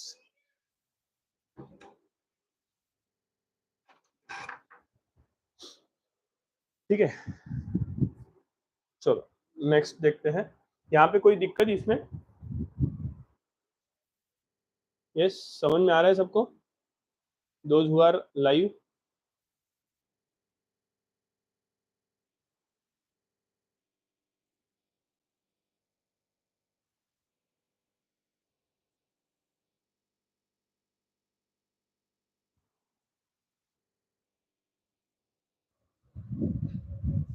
ठीक है, अब next is nothing but second case, that is particle starting from extreme position to positive. Extreme position मतलब क्या?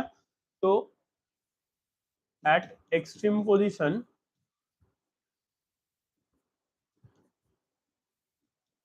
Phi की value क्या रहेगी? Pi is equal to pi by two, 3 pi by 2 and all. हम pi by 2 लेके चलते हैं तो डिस्प्लेसमेंट क्या होता है? X is equal to a sine omega T plus five, तो x is equal to a into sine of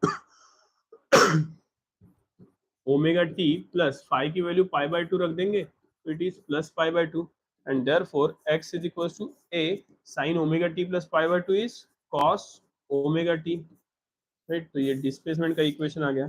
फिर वेलोसिटी फाइंड आउट करनी है तो v is equal to d x by D t हो जाएगा, तो d by D t of x that is a cos of omega t, तो v is equal to a is constant बाहर, cos का derivative is minus sine omega t into derivative of omega t is omega, तो ये equation हो जाएगा v is equal to minus a omega sine omega t it is, right? और फिर acceleration अगर find out करते हैं तो third is acceleration which is equal to dv by dt, तो will be equals to d by dt of velocity that is minus a omega sin omega t it is। तो ये value यहाँ पे रख दी, तो acceleration a will be equals to minus a omega sin का derivative cos omega t into derivative of omega t is omega, सामने आ गया ओमेगा तो a is equal to minus a omega square cos omega t it is. This is acceleration,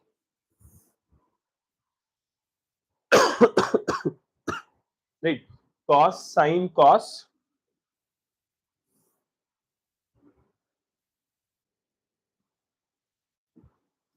ना cos sin cos वहां पे आया था, यहाँ पे sin cos sin, है ना? तो ये थोड़ा सा सीक्वेंस लॉजिकली ध्यान में रखने का हो जाता है। ठीक है, चलो वैल्यूज पुट अप करते हैं। यहाँ पे वापस से ये 0 0 t by 4 t by 2, this is 3t by 4 and this is t। तो 0 रखते हैं सबसे पहले डिस्प्लेसमेंट का इक्वेशन। डिस्प्लेसमेंट में ओमेगा टी इसकी वैल्यू हो गई 0, तो cos 0 is 1, 1 into a pi by 2, cos pi by 2 0, 0 into a 0, pi cos pi is -1, -1 into a minus a, फिर 0 एंड फिर वापस से ए, है ना? cos 3 pi by 2 is 0, right?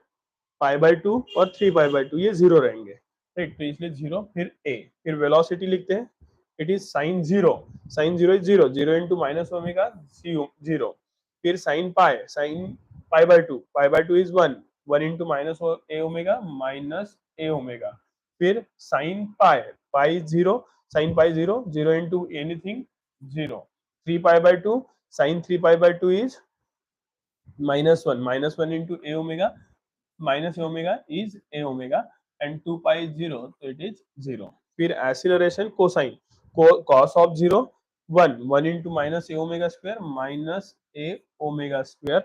फिर cos of pi by 2 0, 0 into anything 0. cos of 3 pi, cos of pi is minus 1 into minus a omega square, a omega square, फिर 0, फिर minus a omega square. a 0 minus a 0 a 0 minus a omega a 0 a omega 0 minus a omega square 0 a omega square 0 minus a omega square, right?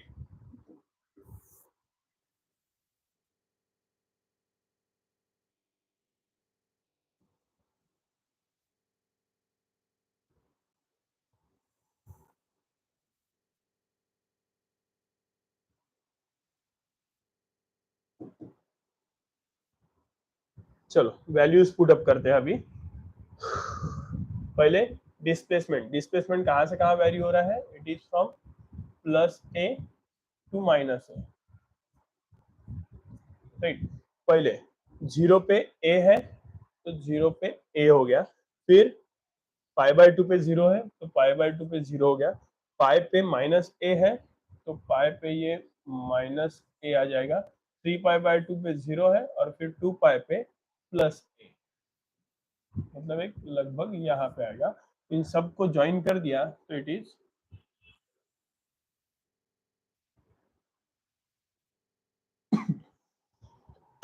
तो ये कैसा signal आ गया? Positive cosine signal. x is equal to a cos omega t. अब find out करते हैं velocity zero पे क्या है? जीरो. तो ये जीरो पे जीरो, तो जीरो पे जीरो ड्रॉ कर दिया. पाई बाय टू पे minus a omega, pi by to पे ये प्लस ए ओमेगा हो जाएगा और ये माइनस ए ओमेगा, तो पाई बाय टू पे ये आ गया माइनस ए ओमेगा, फिर पाई पे जीरो, पाई पे जीरो है, फिर 3 पाई बाय 2 पे ए ओमेगा है तो ये ए ओमेगा आ जाएगा यहाँ पे और फिर वापस से जीरो. ज्वाइन कर देंगे तो this is negative sinusoidal signal. Zero से स्टार्ट हो रहा है, it is v is equal to minus a omega sine omega t is, right? और फिर आता है एसिलरेशन. तो एसिलरेशन जीरो पे कितना है? माइनस ए ओमेगा स्क्वायर, तो ये plus a omega square, this is minus a omega square. तो ये पहले माइनस ए ओमेगा स्क्वायर है, पाई बाय टू पे जीरो है तो ये जीरो हो गया, पाई पे ए ओमेगा स्क्वायर है तो पाई पे ए ओमेगा स्क्वायर हो गया, 3 पाई बाय 2 पे जीरो है तो जीरो हो गया और 2 पाई पे माइनस ए ओमेगा स्क्वायर है तो ये माइनस ए ओमेगा स्क्वायर. इनको ज्वाइन कर देंगे तो हमारा सिग्नल कुछ इस तरीके से रहेगा,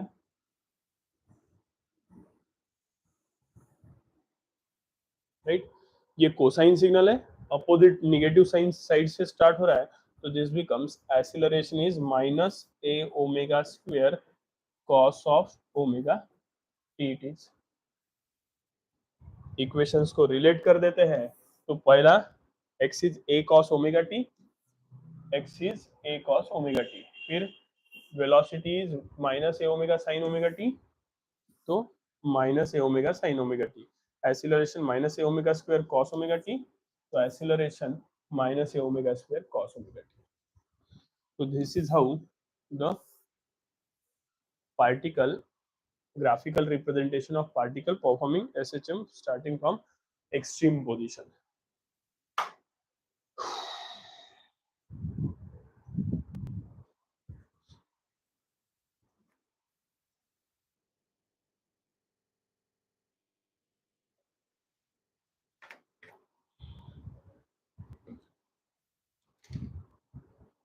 एक मिनट का ब्रेक लेता हूँ, ब्रेक लेते हैं.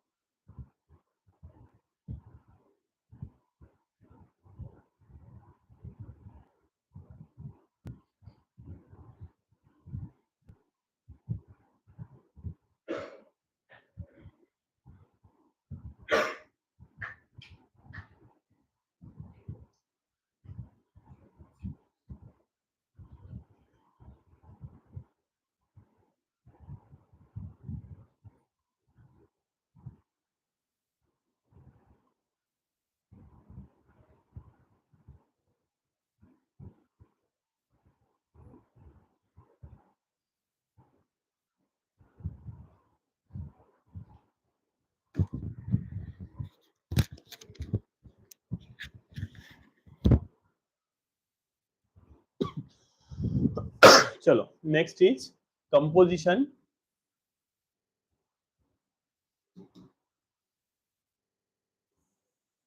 Of two एसएचएम्स।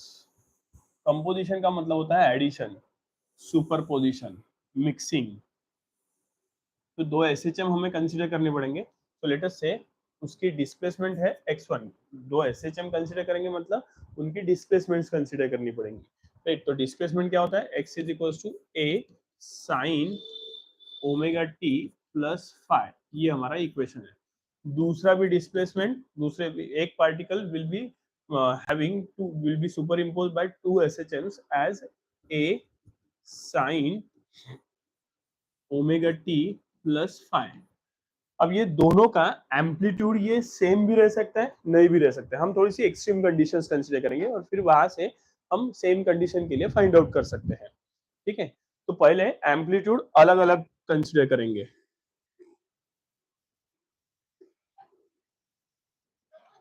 राइट।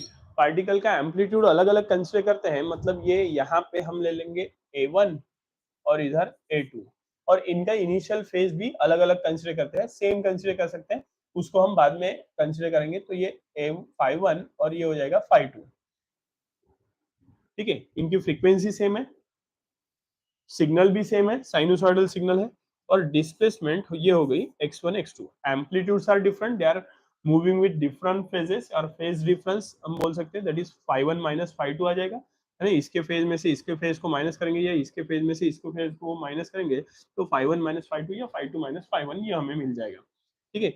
इनको let us I call this as equation number 1 and this as equation number 2। तो कंपोजिशन करना है इसका मतलब सुपरपोजिशन करना है, तो therefore by superposition principal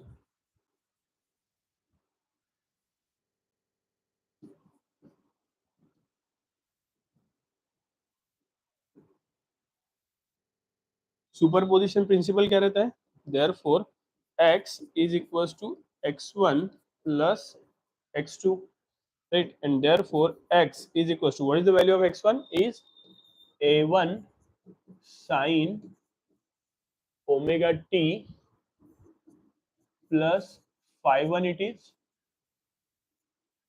and x2 की value is a2 sin of omega t plus phi2। यहाँ पे sin a प्लस बी का फॉर्मूला लगाएंगे। What is sin a plus b, sin a cos b plus cos a sin b। उसी के साथ साथ simultaneously मैं a1 इधर भी मल्टीप्लाई करूंगा और साइमल्टेनियसली a2 इधर मल्टीप्लाई करूंगा, तो ये इक्वेशन क्या हो जाएगा, therefore x is equals to a1 into sin a cos b मतलब sin a cos b मतलब phi1 plus a2 sorry a1 वापस मल्टीप्लाई होगा cos a sin b के साथ, तो ये हो जाएगा a1 cos a मतलब ओमेगा t, sin b मतलब phi1 प्लस ये a2 साइन हो a प्लस बी, तो यहाँ पे ये a2 sine omega t into cos of phi two हो जाएगा, ये साइन ए प्लस बी, तो साइन ए कॉस बी, तो sine omega t cos phi two, sine omega t cos phi two plus a2 into cos omega t into sine phi two, तो cos omega t into sine of phi two. जिस तरीके से मैंने यहाँ पे लिखा हुआ है वैसे ही लिखने की कोशिश करो, तो कॉमन क्या निकलता है यहाँ पे ये आपको इजीली आइडेंटिफाई हो जाएगा। देखो पहले और तीसरे टर्म में साइन ओमेगा टी ये कॉमन है, दूसरे और चौथे टर्म में कॉस ओमेगा टी और कॉस ओमेगा टी ये कॉमन है, निकाल लेते हैं। तो therefore x is equals to sine omega t यहाँ से कॉमन निकाल दिया, तो sine omega t into bracket क्या बचता है a1 sorry a1 cos of phi1, तो it is a1 cos of phi1 plus a2 cos of phi2, a2 cos of phi2 plus इधर से cos ओमेगा टी कॉमन निकाल लेंगे, तो cos omega t is taken outside, बचेगा क्या a1 sin phi1 plus a2 into sin of phi 2, right, a1 sin phi 1 plus a2 sin phi 2। अब ये यहाँ पे a1 phi 1 a2 phi 2 ये सब कुछ क्या है, these are nothing but the constants, है ना, मतलब cos ऑफ phi 1 ये भी एक न्यूमेरिकल वैल्यू आएगी, cos ऑफ phi 2 भी numerical value, sin phi 1 sin phi 2 ये भी numerical value which will be constant. a1 a2 ये तो एम्पलीट्यूड सी है, मैक्सिमम डिस्प्लेसमेंट वो तो कांस्टेंट ही रहेगा, है ना। तो ये constant into constant, constant plus constant into constant, constant, तो ये पूरा कांस्टेंट, उसके जगह पे एक नई वैल्यू हम सब्स्टिट्यूट करेंगे and those values are therefore x is equals to sin omega t into ये a1 a2 मतलब एम्पलीट्यूड के लिए हम यूज करते हैं यहाँ पे r, ठीक है, या कैपिटल A भी यूज कर सकते हैं, कुछ ऐसा कुछ नहीं है, तो r ले लिया और cos ऑफ phi 1 और cos ऑफ phi 2 इसके लिए हम यूज कर लेते हैं cos ऑफ डेल। वैसे रेफरेंस बुक में डेल लेते हैं इसलिए डेल, बाकी और भी नोटेशन हम यूज कर सकते हैं, लेकिन हम cos डेल, तो इसके जगह पे हमने सब्स्टिट्यूशन कर दिया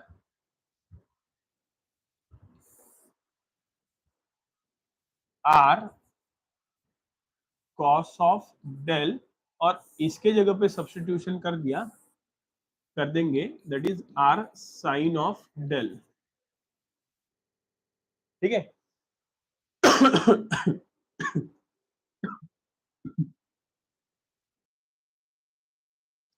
चलो मैं उसको अलग से लिखता हूँ थोड़ा सा।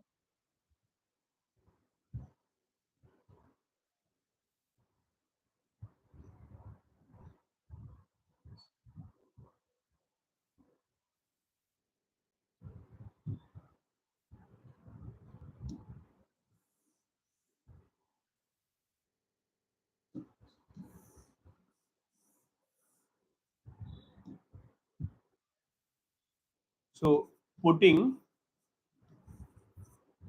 a1 cos of phi 1 plus a2 cos of phi 2 is equals to r into cos of del and a1 sin of phi 1 plus a2 sin of phi 2 इसके जगह पे आएगा r into sin of del। बहुत simple है substitution, a1 a2 इसके जगह पे दोनों जगह पे आर आर का ही यूज किया है और cos ऑफ phi 1 या cos वाली टर्म के लिए cos del, sin वाली टर्म्स के लिए sin del, ये उठाओ इस इक्वेशन में पुट अप कर दो इन वैल्यूज को। इसको हम इक्वेशन नंबर 3 और 4 कहेंगे, इसका हमें डेल फाइंड आउट करने के लिए यूज होगा, ये वैल्यूज जाएगी इस इक्वेशन में, तो दिस इक्वेशन बिकम्स क्या आएगा, x is equals to sin of omega t into r into cos of del plus cos of omega t into r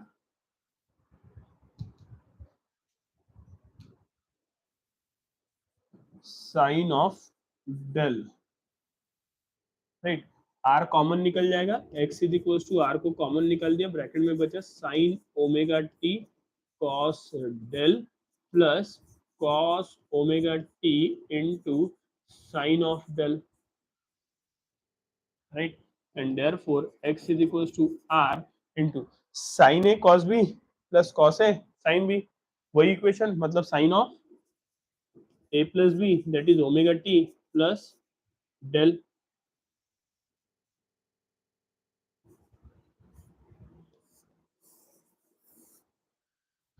So this is your equation number 5, this is nothing but the resultant equation, है ना, this is the resultant displacement of composition of two signals। अब क्या करेंगे,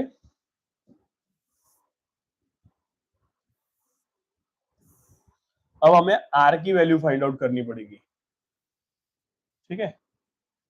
तो r की value find out करते हैं, कैसी आएंगी r की वैल्यू, जहां पे r का ओरिजिन हुआ है, r जहां पे प्रोड्यूस हुआ है, तो वो इक्वेशन 3 और 4 है, इन्हीं का यूज करके हम r की वैल्यू फाइंड आउट करेंगे। कैसे, तो ये r cos r sin इधर दिख रहा है, r cos del r sin del, तो अगर हमने इस इक्वेशन को 3 और 4 को स्क्वेयरिंग करके एडिशन कर दिया तो क्या बन जाएगा, r स्क्वायर आ जाएगा, cos square del plus sin square del, ये 1 हो जाएगा, तो उसका स्क्वायर रूट ले लेंगे, same will be in the left hand side, तो करेंगे क्या, स्क्वेयरिंग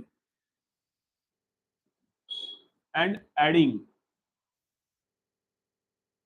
इक्वेशंस 3 and 4, 3 and 4, तो व्हाट विल गेट, पहले आरएचएस को स्क्वायर और ऐड करता हूं, तो r cos del r sine del, तो इसका स्क्वायर हो जाएगा पहले स्क्वायरिंग करेंगे बाद में एडिशन, तो r square cos square del हो जाएगा ये, plus r square sine square del, तो r square sine square del is equal to, इसकी स्क्वेयरिंग और एडिंग किया तो लेफ्ट हैंड साइड में भी सेम करेंगे, पहले इसका ब्रैकेट, ठीक है। तो अभी मैं डायरेक्ट सॉल्व करता हूँ, ये क्या हो जाएगा, a प्लस बी, तो a प्लस बी का square is A square plus twice a b plus cos twice a b plus b square, तो a मतलब a1 cos phi1 है, उसका स्क्वायर करता हूँ, तो इट इज ब्रैकेट में लिखूंगा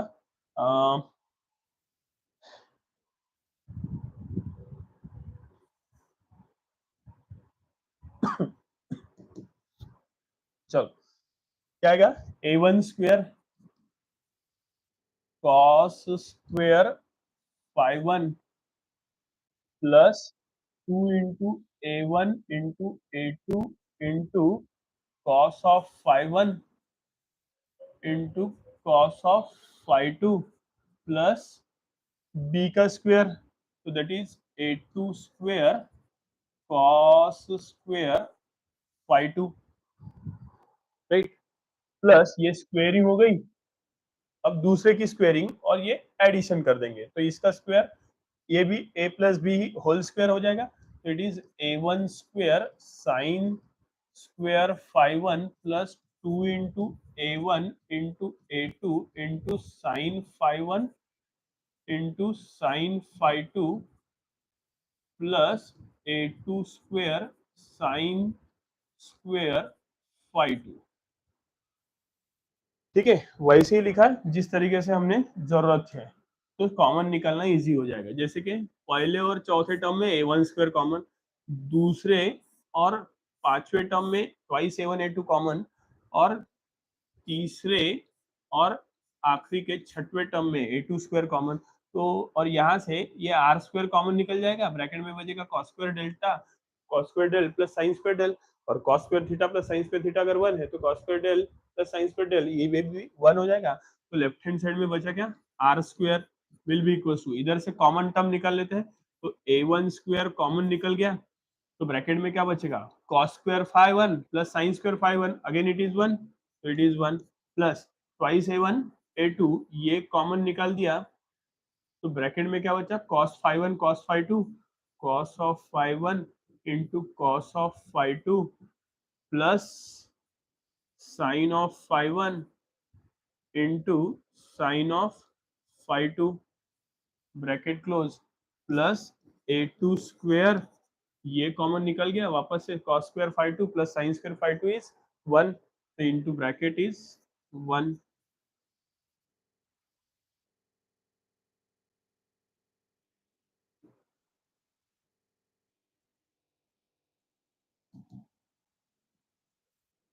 तो ये क्या आ जाएगा, r square is equal to a1 square into 1 is a1 square plus 2 into a1 into a2 into cos a cos b plus sin a sin b is cos of a minus b, right, cos a cos b plus sin a sin b, इसमें cos ही आता है और plus के जगह पे minus लिखेंगे, है ना, प्लस के वक्त माइनस आता है, right, a2 square into 1 is a2 square, ठीक है। अब आर स्क्वायर नहीं चाहिए, आर चाहिए, तो आर स्क्वायर का स्क्वायर रूट इज आर, और इसका कोई भी स्टैंडर्ड स्क्वायर रूट नहीं है तो रूट के अंदर डाल दो, it is root of a1 square plus twice a1 into a2 into cos of phi1 minus phi2 plus a2 square, so this is the resultant equation, I mean amplitude of resultant equation, resultant displacement, ठीक है, so this can be your equation number 6। अब क्या करेंगे, अब इसकी कुछ conditions हैं वो भी यहाँ पे अप्लाई कर देते हैं और फिर डेल फाइंड आउट करते हैं। तो कंडीशंस क्या है?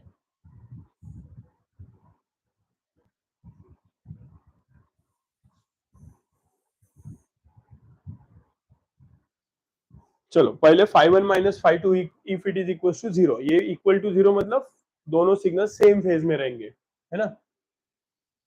If five one minus five two is equal to zero मतलब ही क्या, five one is equal to five two हो जाएगा, माइनस फाइव टू उधर जाएगा तो राइट, तो phi one equal to five two, then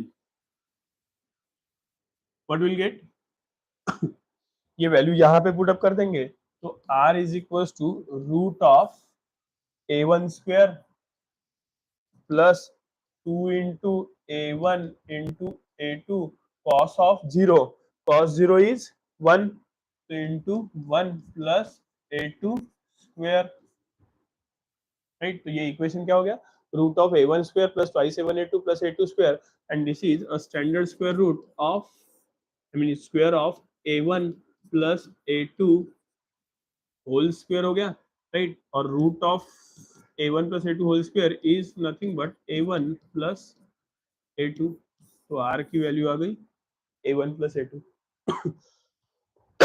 अगर इसमें मान के चलते हैं दोनों सिग्नल्स का एम्पलीट्यूड, जो शुरुआत में हमने कहा था कि एम्पलीट्यूड अगर सेम है दोनों सिग्नल का, तो फिर क्या होगा, तो अगर दोनों सिग्नल का एम्पलीट्यूड सेम है तो r will be equal to a plus a plus a, तो आर इज इक्वल टू क्या हो जाएगा, ट्वाइस ए, तो टू टाइम्स एम्पलीट्यूड आ जाएगा। If a one is equal to a two is equal to a, ठीक है। दूसरी कंडीशन, अगर ये phi one equal to five two है, इसका मतलब दोनों का फेज सेम है। अगर वो अपोजिट फेज में है मतलब क्या, if five one minus five two is equal to 180 degree, 180 degree पे है, मतलब दे ये पैरेलल हो गए, है ना। Phi one equal to five two या phi one minus five two अगर जीरो है, इसका मतलब ये हो गया पैरेलल, राइट। लेकिन अगर 180 डिग्री पे है तो that is this two two S H Ms are anti parallel, है ना। Two S H AIIMS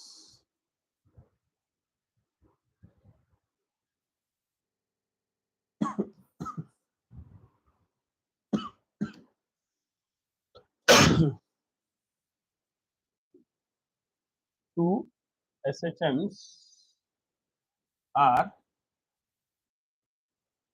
anti parallel, right.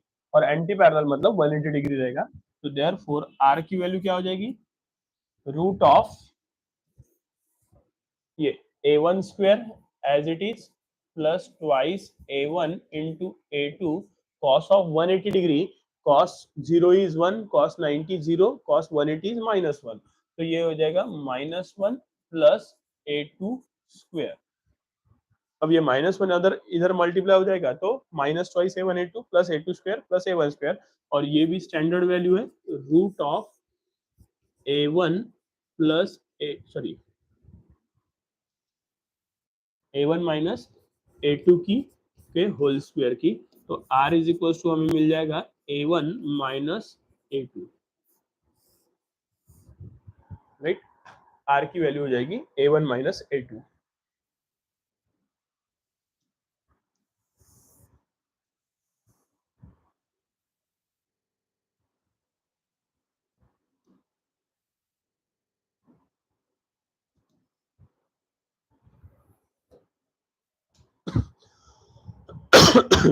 अब अगर मान के चलते if a one is equals to a two is equals to a, then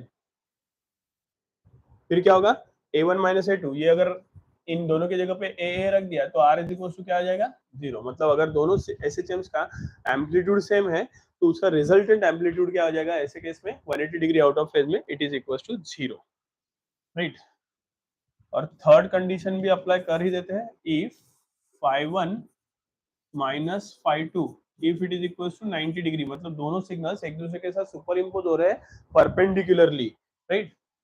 that is two SHMs are perpendicular to each other, तो therefore ये value वापस उसी equation में रखेंगे, तो r is equal to root of a1 square plus twice a1 into a2 into cos of 90 that is 0 plus a2 square, तो ये equation हो जाएगा r is equals to root of a1 square plus a2 square, and if a1 is equals to a2 is equals to a, then r is equals to क्या आएगा a square plus a square twice a square, so root of twice a square, तो r is equals to हो जाएगा root 2 a it is done. तो ये हो गया amplitude की कंडीशन। और अब बचा है हमारा एंगल, तो एंगल के लिए इक्वेशन नंबर 3 और 4 का यूज करेंगे। क्या क्या है इक्वेशन 3 और 4? वो सब्स्टिट्यूशन वाला, राइट। क्या है substitution? R cos del r sine del, तो r sine del by r cos del ये कर देंगे। इक्वेशन नंबर 3 क्या है?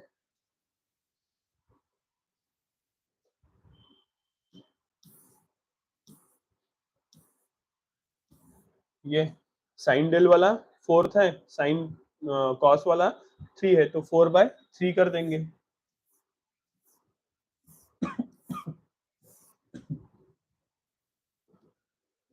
तो नाउ इक्वेशन 4/3 अगर करते हैं, इक्वेशन 3, तो what will get? R sine del,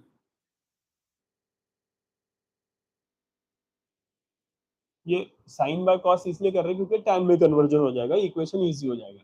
तो r sine del by r cos del will be equals to, अब साइन डेल के वक्त क्या था? a1 साइन ऑफ फाई 1, इसकी लेफ्ट हैंड साइड है, plus a2 sine of phi 2 divided by a1 cos of phi 1 plus a2 cos of phi 2 it is, right. अब ये यहाँ पे कुछ कैंसिल वगैरह होगा, what is getting cancelled is r r, फिर ये sine del by cos del is tan del, हमें सिर्फ डेल चाहिए, टैन उधर शिफ्ट कर देंगे, तो del is equals to tan इधर आ गया, तो it becomes tan inverse of right hand side लिख दो, that is a1 sine of phi 1 plus a2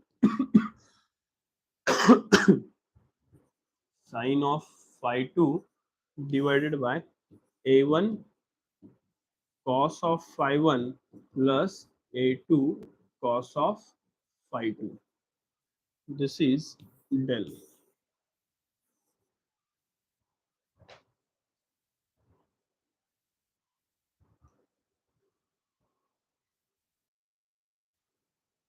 now another big derivation is there, that is energy of a particle performing SHM। क्या कहता है energy of a particle performing SHM? Energy बोलने के बाद वो हो जाएगी kinetic energy plus potential energy, मतलब ही टोटल एनर्जी, है ना। तो यहाँ पे हमें टोटल एनर्जी फाइंड आउट करनी पड़ेगी। तो क्या रहेगी टोटल एनर्जी? तो total energy is equals to kinetic energy plus potential energy. तो टोटल एनर्जी के लिए ई यूज करेंगे, काइनेटिक एनर्जी के लिए ई के, और पोटेंशियल एनर्जी के लिए ईपी, इनका हम यहाँ पे यूज कर रहे हैं।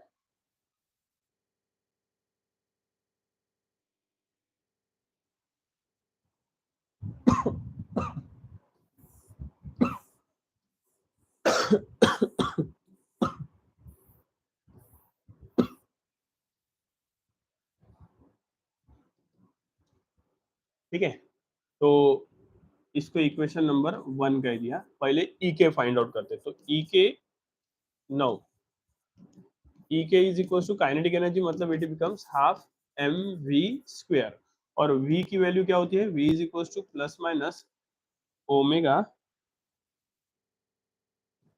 Root of A square minus x square है, इसका स्क्वायर करेंगे और यहाँ पे लिख देंगे, तो ई के is equal to half M we square is plus minus का स्क्वायर इज प्लस, तो ओमेगा स्क्वायर ब्रैकेट ओपन हो जाएगा, आई मीन स्क्वायर रूट हट जाएगा, तो it is A square minus x square. तो this is the value of kinetic energy, that is E के is nothing but equals to half. ये M omega square मतलब क्या होता है, सॉरी एम ओमेगा स्क्वायर मतलब यस के into ए square minus x square. ये भी इक्वेशन यूज कर सकते हैं. This is say equation number 2. ये आ गई काइनेटिक एनर्जी. अब फाइंड आउट करेंगे पोटेंशियल एनर्जी. पोटेंशियल एनर्जी कैसे फाइंड आउट करेंगे उसके तरफ ध्यान देंगे. उसके लिए हमें एक छोटी सी डायग्राम कंसीडर करनी पड़ेगी. क्या, तो मान के चलते एक पाथ है यहां से यहां तक के, इसको मैं ए बी बोल देता हूँ. ये इसका मिड पॉइंट है, लेट अस से ओ. पार्टिकल जो है वो ओ से निकला ऑसिलेशन परफॉर्म करते हुए या एसएचएम परफॉर्म करते हुए, वो पहुंच गया यहाँ पे कहीं तो भी. तो ये यहाँ से इधर इस जगह पे पहुंच रहा है, let us say it is P, right. अब पी से वो वापस मेन पोजीशन की तरफ आएगा. O is nothing but the mean position,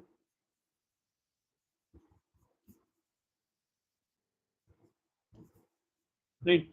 अब हमने यहाँ पे इस दौरान इसने डिस्प्लेसमेंट कितनी परफॉर्म की है, एक्स. अब इस एक्स इतने डिस्प्लेसमेंट अगर इसने परफॉर्म की है, मतलब डिस्प्लेसमेंट हुई है, तो डेफिनेटली वर्क परफॉर्म होगा, क्योंकि फोर्स के बिना फोर्स के तो डिस्प्लेसमेंट पॉसिबल नहीं है. Right.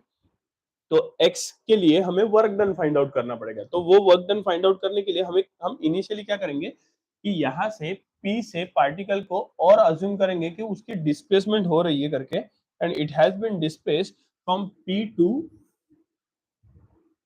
m for differential displacement. मतलब क्या, dx. मतलब यहां से रिस्टोरिंग फोर्स उस पार्टिकल को मीन पोजीशन की तरफ खींचेगा, है ना. स्प्रिंग वाली सिस्टम याद करो, एक्सट्रीम पोजीशन से खींचेगा, लेकिन हमने फिर भी उस रिस्टोरिंग फोर्स के अगेंस्ट डिस्प्लेसमेंट कराई है dx, है ना. तो डिस्प्लेसमेंट हुई है तो मतलब वर्क डन भी होगा. ये डिफरेंशियल डिस्प्लेसमेंट के लिए वर्क डन जो होगा वो भी कैसा रहेगा, डिफरेंशियल वर्क डन. तो दिस इज dx के लिए differential work done find out करते हैं. क्या आएगा वो, तो force is equal, sorry work is equal to kinematics का फॉर्मूला है F into D x. Simple है, ध्यान दो अच्छे से. डिफरेंशियल डिस्प्लेसमेंट है तो वर्क डन भी डिफरेंशियल होगा, लेकिन ये रिस्टोरिंग फोर्स के अगेंस्ट किया है. रिस्टोरिंग फोर्स मतलब ये हो गया एफ रिस्टोरिंग, ये इधर है, और डिस्प्लेसमेंट इधर हो रही है, अपोजिट है, इसलिए यहाँ पे आ जाएगा माइनस, और ये फोर्स है रिस्टोरिंग, इसलिए रिस्टोरिंग फोर्स. तो d W is equal to minus of restoring force की वैल्यू क्या रहती है, माइनस के एक्स, वो रख दो. तो minus K X into D X, and therefore D W is equal to minus minus plus K into X into D X हो जाएगा. डी डब्ल्यू से डब्ल्यू फाइंड आउट करना है तो इंटीग्रेट करेंगे, तो D integration D W integration over the limit 0 to X. Limit apply करनी पड़ेगी क्योंकि हमें x इतने डिस्प्लेसमेंट के लिए फाइंड आउट करनी है. तो 0 टू x ये डिस्प्लेसमेंट की लिमिट लगा दी, k into x D x. Integration of D W is W, के इज कॉन्स्टेंट, बाहर x dx का integration is x square by 2. Limit of integration है तो over the limit 0 to x. Constant of integration लिखने की जरूरत नहीं क्योंकि डेफिनेट इंटीग्रेशन है. So therefore W is equals to K into x square by 2. x की जगह पे x रखेंगे, ये K by 2 आ जाएगा, राइट. और x की जगह पे पहले अपर लिमिट रखेंगे तो x square minus 0 square lower limit. So this W will be is equals to half K into x square हो जाएगा. ये हो गया W, और यही W पोटेंशियल एनर्जी करके स्टोर होगा. तो EP is equals to W. तो EP की भी वैल्यू हमारे पास आ गई, and it is half of K into x square. Call this as equation number 3. Equation 2 और 3 इनको ऐड करेंगे, इक्वेशन 1 में डाल देंगे. What will gate, equation 1. So from equation 1 बोलो क्या आएगा, E इज इक्वल टू ई के. ई के की वैल्यू है वो हाफ के अंदर मल्टीप्लाई करते हुए लिखते हैं, तो इट इज हाफ के इंटू ए स्क्वायर. तो हाफ के ए square minus half k x square, half k x square. और इधर आई है ईपी की value that is plus half k x square.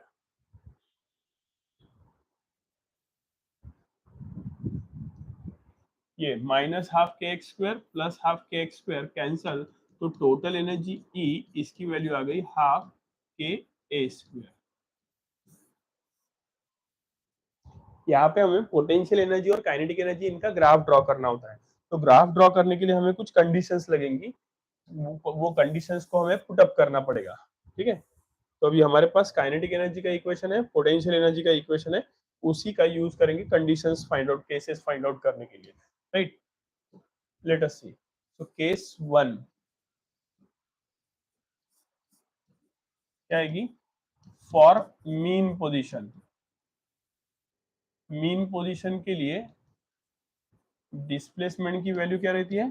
Is zero, है ना. तो यहाँ पे डिस्प्लेसमेंट की जगह पे जीरो रख देंगे तो काइनेटिक एनर्जी मिल जाएगी. तो देयरफॉर ई के इज इक्वल टू, अभी डायरेक्ट जीरो रखूंगा तो जीरो स्क्वायर इज जीरो, तो बचेगा क्या? हाफ के ए स्क्वायर. तो इट इज हाफ के ए स्क्वायर. और हाफ के ए स्क्वायर मतलब क्या है? Total energy. तो मीन पोजीशन पे डिस्प्लेसमेंट जीरो अगर है तो kinetic energy is itself the total energy. अगर ये टोटल एनर्जी हो गई तो पोटेंशियल एनर्जी की वैल्यू जीरो आनी चाहिए. रखो पोटेंशियल एनर्जी के इक्वेशन में एक्स के जगह पे जीरो, तो zero into anything is zero. तो ये ईपी इसकी वैल्यू हमें मिल जाएगी zero. Case 2.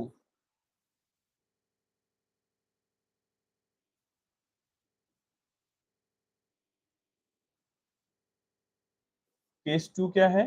For extreme position.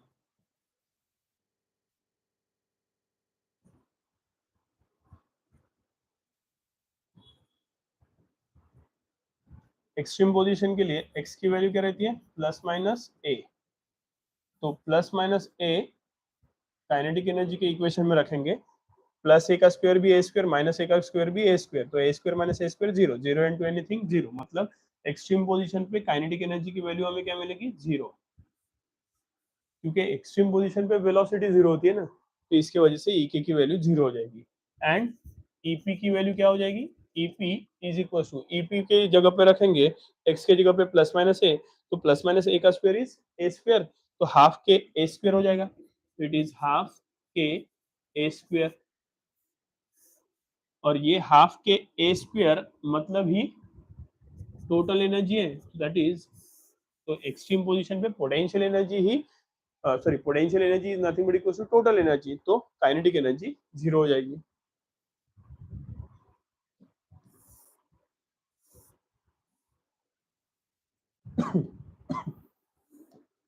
फिर एक्स की दूसरी वैल्यू लेते हैं, तीसरी वैल्यू लेते हैं.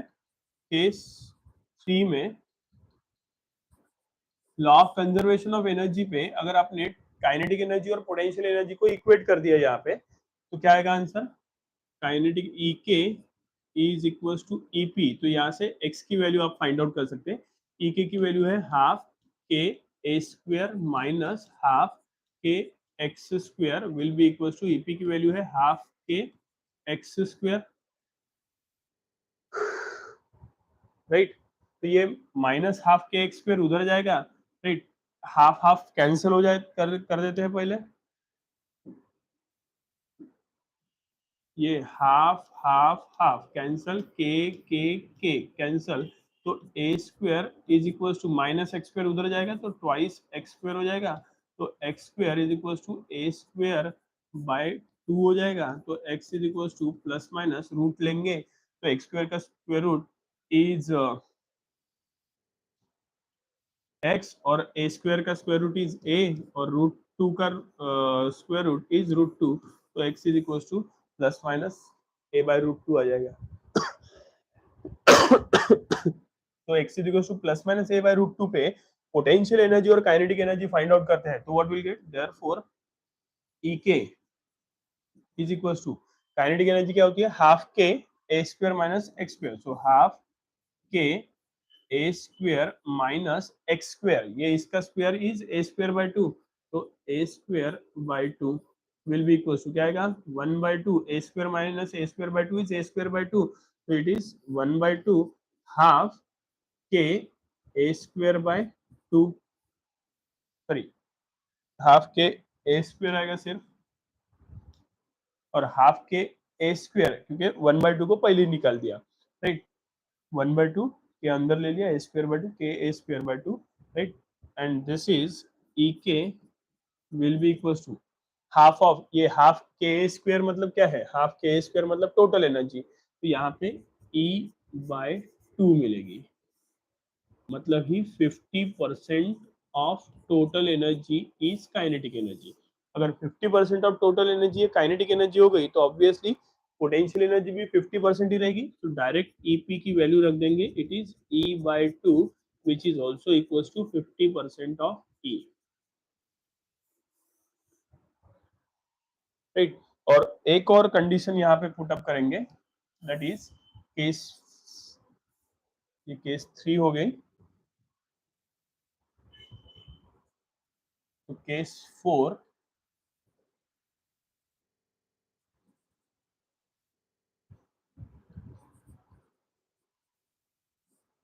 और केस 4 के लिए x की वैल्यू हम ले लेते हैं plus minus A by two, यहाँ पे plus minus A by root two आई थी, यहाँ पे x is equal to plus minus A by two अगर लेते हैं तो देन ई के is equal to half of K A square minus x square मतलब ये प्लस माइनस प्लस ही हो जाएगा, minus A square by four हो जाएगा, तो ये ब्रैकेट में क्या बचेगा, 1/2 के into three A square by four हो जाएगा, तो 3/4 को बाहर करता हूँ तो ई के is equal to 3/4 into bracket के अंदर हाफ के ए स्क्वेयर आ जाएगा, जो कि ई के की वैल्यू हमें बताएगा 3/4 मतलब 75% ऑफ, ये 3/4 टाइम्स ई हो जाएगा, हाफ के ए स्क्वेयर मतलब, तो ये 3/4 मतलब 75% ऑफ टोटल एनर्जी।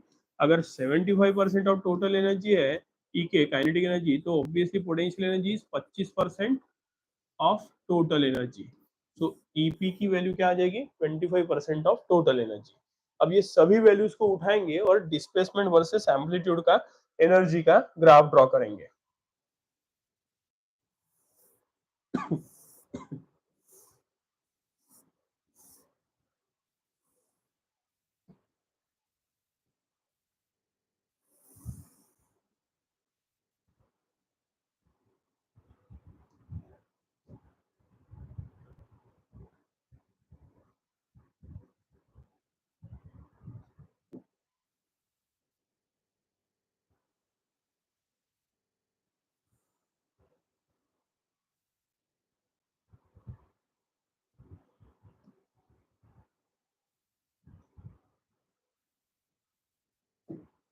ठीक है, तो ये अलोंग एक्स एक्सिस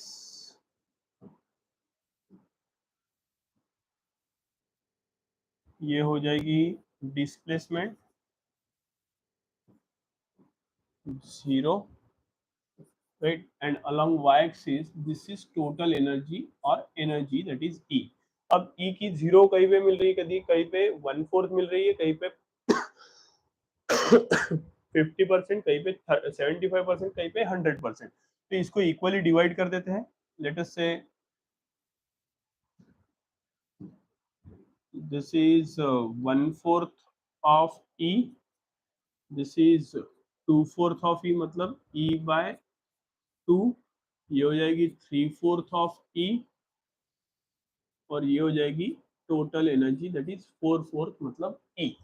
डिस्प्लेसमेंट देख लेते हैं, डिस्प्लेसमेंट की पहली वैल्यू 0 है, तो ये 0 हो गया, 0 के बाद प्लस माइनस ए, तो प्लस माइनस ए मतलब ये माइनस ए, और ये प्लस ए बोल देते हैं, दिस इज प्लस ए, फिर A by two, plus minus A by two है तो ये माइनस ए बाई टू हो जाएगा, और ये इसका आधा मतलब ये प्लस ए बाई टू हो जाएगा, राइट। और एक है ए बाई रूट टू, तो A by root two will be greater than A by two, तो a/√2 ये यहाँ पे कहीं तो भी कंसिडर करता हूँ, तो this is minus a/√2 and this is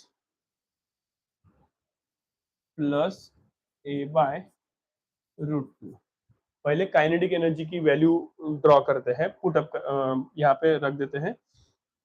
kinetic energy 0 पे क्या क्या आई है वो देख लो। केस 1 में kinetic energy mean position x is equal to 0 के लिए E है, तो x इज इक्वल टू 0 के लिए 0 के वक्त काइनेटिक एनर्जी है E, तो E कर दिया। फिर प्लस माइनस a के वक्त 0 होती है, तो प्लस माइनस a के वक्त 0 कर दी। ठीक है, दूसरी कंडीशन हो गई, राइट। प्लस माइनस ए के लिए काइनेटिक एनर्जी 0। फिर तीसरे कंडीशन के लिए जहाँ पे x is equal to x minus x is equal to plus minus a/√2 पे 50-50%, राइट। तो 50-50% मतलब e/2, तो ये -a/2 पे भी, -a/√2 पे भी 50% और इधर भी ये 50%। तो ये दो पोजिशन हमें मिल गई। ठीक है, और फिर प्लस माइनस a/√2, इसके वक्त काइनेटिक एनर्जी जो हमें मिली है प्लस माइनस a/2 के वक्त, इट इज 75%। तो 75% मतलब 3/4, तो ये हो गया 3/4, ये वाला पॉइंट आ जाएगा। और इधर से ये +3/4, इन सारे पॉइंट्स को ज्वाइन करते हैं तो आपको ग्राफ मिलेगा लाइक दिस।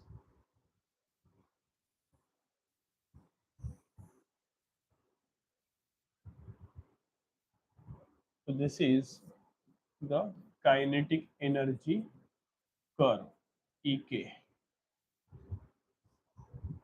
राइट। अब पोटेंशियल एनर्जी का देख लेते हैं। 0 पे काइनेटिक एनर्जी अगर E है तो 0 पे पोटेंशियल एनर्जी क्या रहेगी, 0, राइट। 50% ये E mine plus minus a/√2, अच्छा, ये माइन प्लस माइनस a पे ये वैल्यू रहेगी 100%।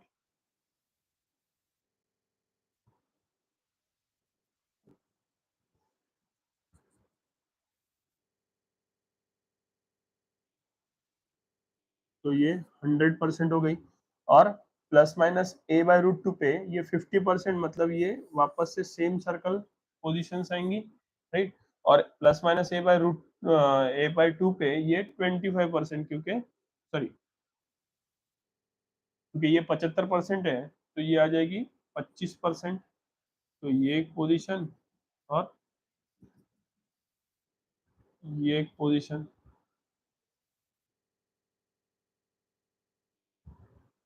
इनको ज्वाइन कर दो, what will get,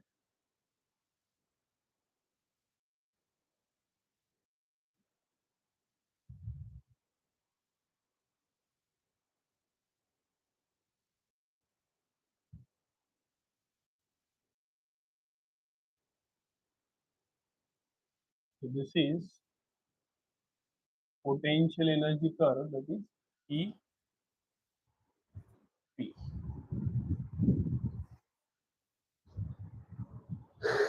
So this is how, again this question will ask you for 4 marks। अगर 4 मार्क के लिए है ये लेंदी तो नो डाउट केसेस जो 4 मैंने एक्सप्लेन किए उसमें से कोई एक आधी स्किप कर देना। कोई एक आधी मतलब कोई भी, like which one you will skip, ये प्लस माइनस a/2 को स्किप कर देना, तो कर्व इजीली आपको मिल जाएगा। बस शेप ध्यान में रखना।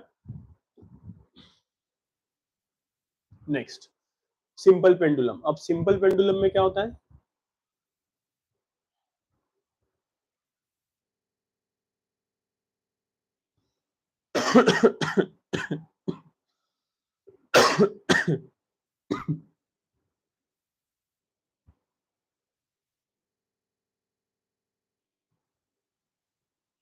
ये कोनिकल पेंडुलम ड्रॉ हुआ है, मैं इसको करेक्ट करता हूँ।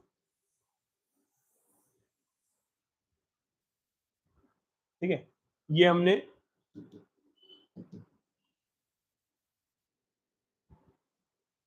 ओके ये रिजिड सपोर्ट ले लिया, रिजिड सपोर्ट पे एक स्ट्रिंग बांध दिया, स्ट्रिंग के साथ एक बॉब कनेक्ट कर दिया, तो ये हो गई, इसकी लेंथ हो गई एल, और ये हो गया बॉब। इसको डिस्प्लेसमेंट दे दी, तो ये बॉब जो है वो कुछ इस तरीके से डिस्प्लेसमेंट परफॉर्म करेगा।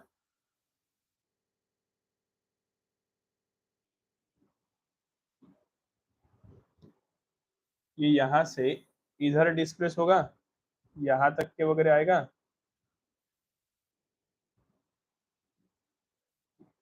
राइट, और उतना ही इधर भी आएगा।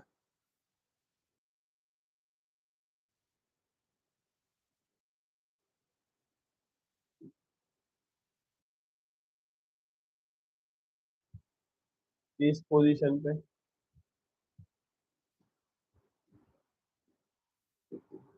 राइट, तो बॉब की पोजीशन ये यहाँ पे और ये यहाँ पे, मतलब it will swing about it's mean position. ये हो गई इस बॉब की मीन पोजीशन,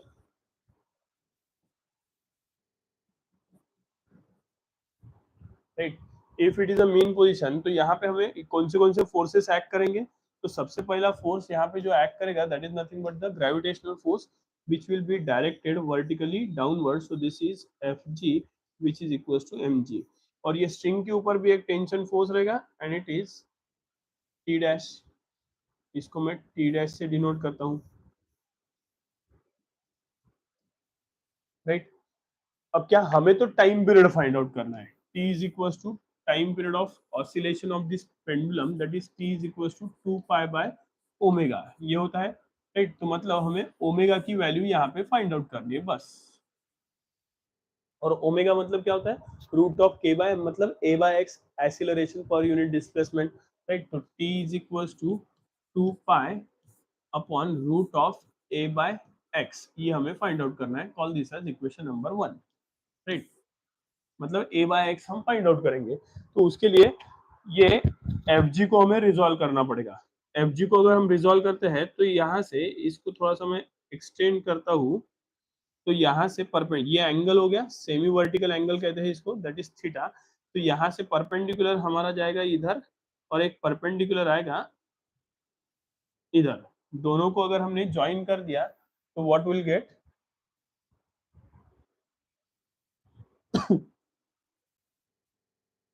ये थीटा हो जाएगा, तो ये एक इसका कंपोनेंट हो जाएगा थीटा का, एडजेसेंट साइड है, तो ये एफ जी वाई हो जाएगा, which is equals to F g into cos of theta, और ये यहाँ से इधर आएगा जो कि मीन पोजीशन की तरफ जाएगा, तो this is F G x, जिसकी वैल्यू हो जाएगी F g into sine of theta, right. तो रिस्टोरिंग फोर्स कौन सा है? जो ऑब्जेक्ट को, मतलब बॉब को उसके मीन पोजीशन पे लेके जा रहा है, that is nothing but F G X. तो F G X, therefore restoring force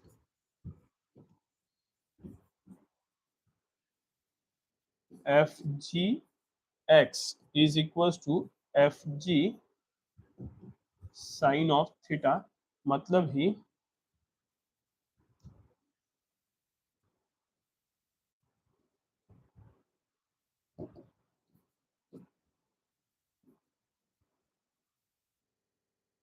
और ये एफ जी मतलब एम जी होता है, तो ये एफ रिस्टोरिंग लिखता हूँ, will be equal to F G मतलब M G sine of theta. लेकिन प्रॉब्लम क्या है कि ये जो रिस्टोरिंग फोर्स है, ओके पहले हम सिंप्लीफाई कर लेते हैं, ये जो एंगल रहता है ये बहुत छोटा एंगल रहता है, सो फॉर स्मॉल एंगल्स,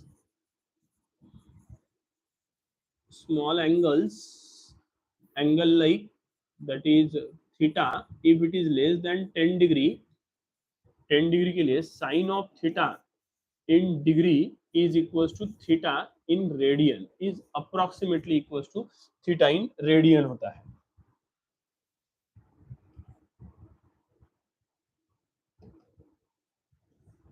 राइट। तो इस ये वैल्यू यहाँ पे अगर हमने रख दी, तो ये इक्वेशन क्या बन जाएगा? दिस इक्वेशन बिकम्स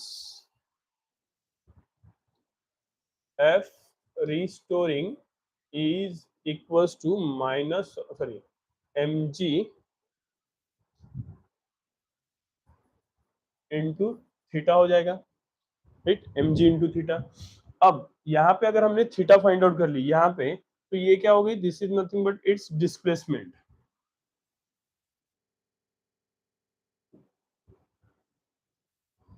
ये हो गई इसकी डिस्प्लेसमेंट एक्स, और ये डिस्प्लेसमेंट थीटा की अपोजिट साइड है, तो एंगुलर डिस्प्लेसमेंट का इक्वेशन अगर लगाते हैं तो theta is equal to angular displacement, sorry, angular displacement is equal to arc length मतलब एक्स डिवाइडेड बाय रेडियस मतलब एल। तो थीटा की जगह पे हम theta is equal to x by l हो जाएगा, तो therefore F restoring is equal to क्या आ जाएगा, M G into x by l. लेकिन जो डिस्प्लेसमेंट हुई है इसकी डायरेक्शन कैसे है, is away from the mean position, और रिस्टोरिंग फोर्स एक्ट कर रहा है टुवर्ड्स लेफ्ट साइड मतलब towards the mean position, displacement away from mean position. तो यहाँ पे क्या होगा, there will be minus, magnitude उसका वही रहेगा, that is F G, sorry, F restoring will be equals to minus of, sorry minus निकल जाएगा, तो मैग्नीट्यूड हो जाएगा M G into x by L. I call this as equation number 2। ये equation 2, and by Newton second law of motion F is equal to क्या होता है, M into ए। इसको इक्वेशन 3 कह दो। दोनों को इक्वेट कर देंगे लेफ्ट हैंड साइड सेम होने की वजह से, तो M A is equal to M into G into x by L, equating equations 2 and 3। तो व्हाट विल गेट, ये, अब ये एम एम कैंसिल हो जाएगा, ये एम एम कैंसिल हो गया, तो ए बाय एक्स की जरूरत है, तो ये एक्स इधर शिफ्ट कर देते हैं, तो A by X is equal to क्या बचा, जी बाय एल। उठाओ इसको यहाँ से इक्वेशन नंबर 1 में पुटअप कर दो, so therefore फ्रॉम इक्वेशन 1 ये वैल्यू क्या हो जाएगी, t is equal to 2 pi by root of G by A by X मतलब root of G by L. L ऊपर आ जाएगा तो ये इक्वेशन क्या हो जाएगा, this is t is equal to 2 pi root of L by G it is. अब भी 2 दिन पहले हमने टाइम पीरियड कोनिकल पेंडुलम का फाइंड आउट किया था, which was t is equal to 2 pi root of L cos theta by G. उस time पे मैंने कहा था कि अगर cos थीटा की वैल्यू मैक्सिमम मतलब 1 हो जाती है तो हमें time period of simple pendulum मिल जाएगा, एंड इट इज दिस।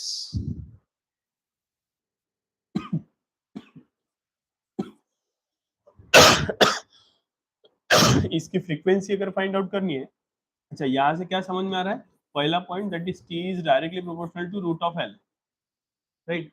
दूसरा t is inversely proportional to root of g, right. तीसरा पॉइंट हम ये बोल सकते हैं कि इट इज मास इंडिपेंडेंट,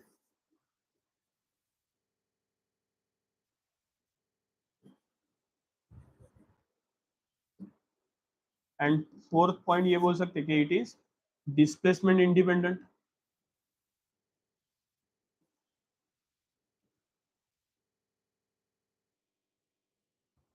और यही है इसके laws of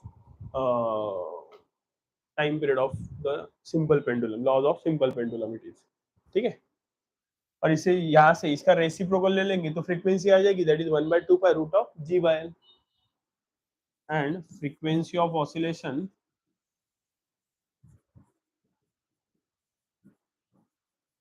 is n is equals to 1/t करेंगे तो it is 1/2 pi root of g by L it is. This is frequency equation 5। फिर आता है सेकंड पेंडुलम। अब सेकंड पेंडुलम मतलब क्या, तो ये वो सिंपल पेंडुलम ही है जिसका टाइम पीरियड होता है 2 सेकेंड।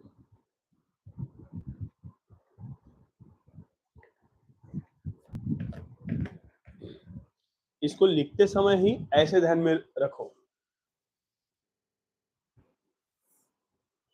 तो गलती नहीं होगी। इसको ऐसे सेकंड्स पेंडुलम,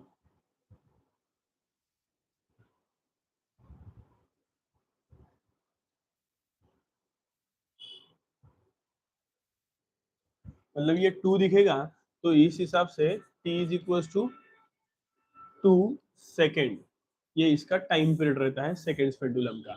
और ये सिंपल पेंडुलम ही है, तो सिंपल पेंडुलम का टाइम पीरियड का इक्वेशन क्या है, t is equal to 2 pi root of l by G. यहाँ से लेंथ ऑफ सेकेंड्स पेंडुलम हम फाइंड आउट कर सकते हैं, एंड दैट इज t,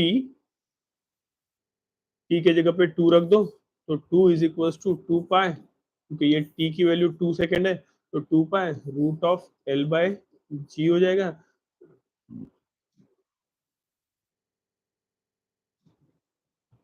2 यहाँ पे कैंसिल हो जाएगा, स्क्वेयरिंग करेंगे इधर 1 बचा, तो 1 का square 1, this is pi square root of l by G becomes l by G. यहाँ से लेंथ फाइंड आउट करेंगे तो g ऊपर जाएगा, पाई स्क्वायर नीचे आएगा, तो l is equal to G by pi square हो जाएगा। So this is the length of seconds pendulum. Next is angular SHM and its differential equation. अब यहाँ पे एंगुलर एसएचएम मतलब क्या, अगर ये एक रिजिड सपोर्ट है, इस रिजिड सपोर्ट को हमने क्या कर दिया, एक स्ट्रिंग बांध दिया और स्ट्रिंग के साथ एक मेटालिक डिस्क कनेक्ट कर दी, इसको घुमा दिया, घुमाने के बाद ये इसकी एंगुलर डिस्प्लेसमेंट हो जाएगी इस डायरेक्शन में। तो टॉर्क जो है ये है एंगुलर डिस्प्लेसमेंट की डायरेक्शन, और अप्लाइड टॉर्क की भी डायरेक्शन वही रहेगी टाउ की। लेकिन ये मान के चलते 10 15 20 25 रोटेशन परफॉर्म करने के बाद ये वापस रिटर्न घूमेगी, मतलब रिस्टोरिंग टॉर्क की वैल्यू क्या हो जाएगी, ये tau restoring is equal to this. अब क्या दिखाई दे रहा है, वैसे ही लीनियर एसएचएम के वक्त जैसा था वैसे ही यहाँ पे टॉर्क और एंगुलर डिस्प्लेसमेंट इसकी वैल्यू सेम है, तो वहाँ पे लीनियर फोर्स, ये एंगुलर फोर्स है, वहाँ पे लीनियर फोर्स और लीनियर डिस्प्लेसमेंट इनकी वैल्यू सेम थी अप्लाइड फोर्स की, राइट। और रिस्टोरिंग मतलब रिस्टोरिंग फोर्स और डिस्प्लेसमेंट इनकी डायरेक्शन अपोजिट थी। तो यहाँ से क्या समझ में आ रहा है, that torque restoring torque or restoring is directly proportional to theta, लेकिन इनकी डायरेक्शन अपोजिट है इसलिए माइनस साइन आ जाएगा। तो therefore tau is equal to proportionality sine निकलेगा, इक्वल टू आएगा minus of C into theta हो जाएगा ये। तो टाउ टॉर्क की वैल्यू आ गई minus C theta, right. And torque is equal to I into alpha, ये भी हमने प्रूव किया था रोटेशनल डायनामिक्स के वक्त। इसको इक्वेशन 1 बोल दो, इसको इक्वेशन 2 बोल दो, राइट। तो torque torque left hand side same है, राइट हैंड साइड को इक्वेट करते हैं, तो इक्वेटिंग आरएचएस, तो what will get, tau is equal to I into alpha है, तो I alpha will be equal to minus of C into theta, it is minus C theta इधर आएगा, तो I into alpha plus C into theta will be equal to 0। Alpha को theta के term में अगर लिखते हैं तो alpha is equal to what, angular acceleration which is nothing but double derivative of angular displacement with respect to time, तो d square theta by dt square it is, so I into d square theta by dt square plus c into theta will be equals to what, 0. So this is the differential equation of angular SHM, right?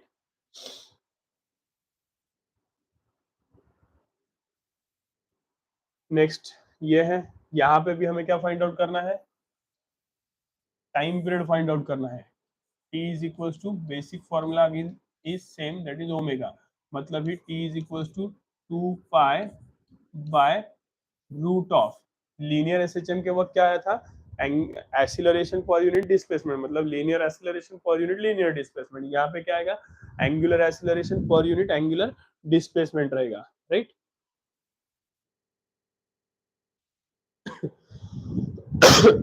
तो angular acceleration is alpha by angular displacement is theta, तो ये t is equal to 2 pi by root of angular acceleration alpha by theta, ये हमारा equation हो गया। यहाँ पे क्या बोला है, magnet vibrating in a uniform magnetic field, तो ये यूनिफॉर्म मैग्नेटिक फील्ड हमने ड्रॉ कर दी, ये मैग्नेट की इनिशियल पोजीशन कंसीडर कर दी, this is initial position, right. अब ये इनिशियल पोजीशन से कुछ एंगल से ये डिफ्लेक्ट हो गया, late us say it is theta, theta इतने एंगल से डिस्प्लेस हो गया, तो हमें टाउ फाइंड आउट करना है, सॉरी टाइम फाइंड आउट करना है। तो ये रोटेट होते रहेगा, है ना, ये इधर से इधर जाएगा, इधर से इधर, रोटेट नहीं, ऑसिलेट होगा अबाउट द मीन पोजीशन। और जब वो ऑसिलेट हो रहा है, इसका मतलब definitely it is there is a production of angular force, that is torque, है ना, टॉर्क प्रोड्यूस होगा। तो ये टॉर्क की वैल्यू क्या होती है, tau is equals to, tau is a vector quantity, so it is tau bar is equals to mu bar cross magnetic field vector, that is b bar, है ना। tau bar will be equals to mu bar cross b bar हो जाएगा, right. यहाँ से ये जो है ये इधर भी आएगा,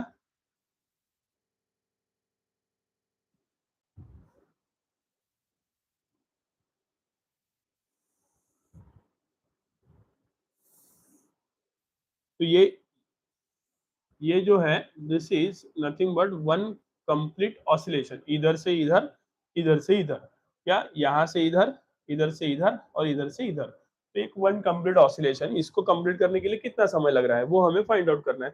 तो tau is equal to mu bar cross B bar, तो ये tau bar is equal to क्या होता है, mu into B, cross product है मतलब sine theta multiplied by unit vector U cap,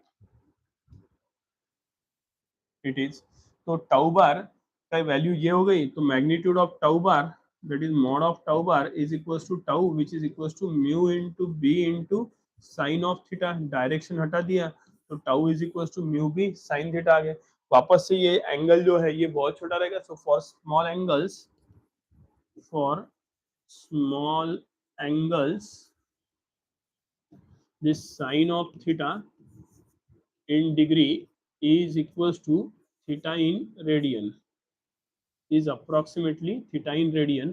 तो ये इक्वेशन, ये वैल्यू यहाँ पे रख दी, तो this equation becomes tau is equals to क्या आ जाएगा, mu B into theta. But वापस से ये जो टॉर्क रहेगा ये कौन सा टॉर्क रहेगा, this is a restoring torque. Okay, ये अप्लाइड ओके रीस्टोरिंग टॉर्क के टर्म में लिखते हैं। तो restoring torque will be nothing but equals to what, ये रीस्टोरिंग अगर लिखते हो तो restoring torque is equal to minus of mu B, तो ये भी माइनस हो जाएगा, ठीक है, क्योंकि रीस्टोरिंग टॉर्क और एंगुलर डिस्प्लेसमेंट इनकी डायरेक्शन कैसी रहेगी, अपोजिट रहेगी।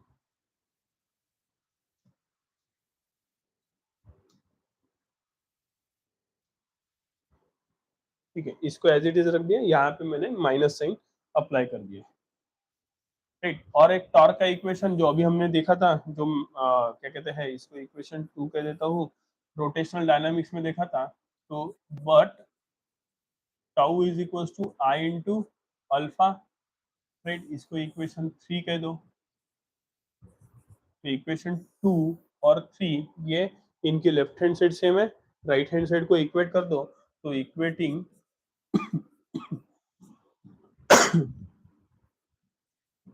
RHS what will get, I into alpha is equals to minus mu b theta, it is minus mu b theta, right. हमें क्या चाहिए, अल्फा बाय थीटा। तो अल्फा, अच्छा यहाँ से अभी मैग्नीट्यूड निकाल देता हूं मैं। मैग्नीट्यूड अगर निकालते हैं तो ये सिर्फ माइनस आएगा, माइनस निकल जाएगा, तो अल्फा बाय थीटा चाहिए हमें, alpha by theta will be equal to, ये थीटा इधर आ गया, तो म्यू बी बाय आई, बस यही तो चाहिए था। अल्फा बाय थीटा उठा के इक्वेशन 1 में पुट अप कर दो, तो therefore t is equals to 2 by root of mu B by I, this is from equation 1। तो t की वैल्यू आ जाएगी 2 pi root of I by mu B. इसका रेसिप्रोकल ले लो तो फ्रीक्वेंसी आ जाएगी, है ना, बाजू में ही लिखता हूँ, and frequency n is equals to 1 by 2 pi root of mu b by I, ये हो गई इसकी फ्रीक्वेंसी। तो this is all about the magnet vibrating in a uniform magnetic field, उसका टाइम पीरियड और फ्रीक्वेंसी।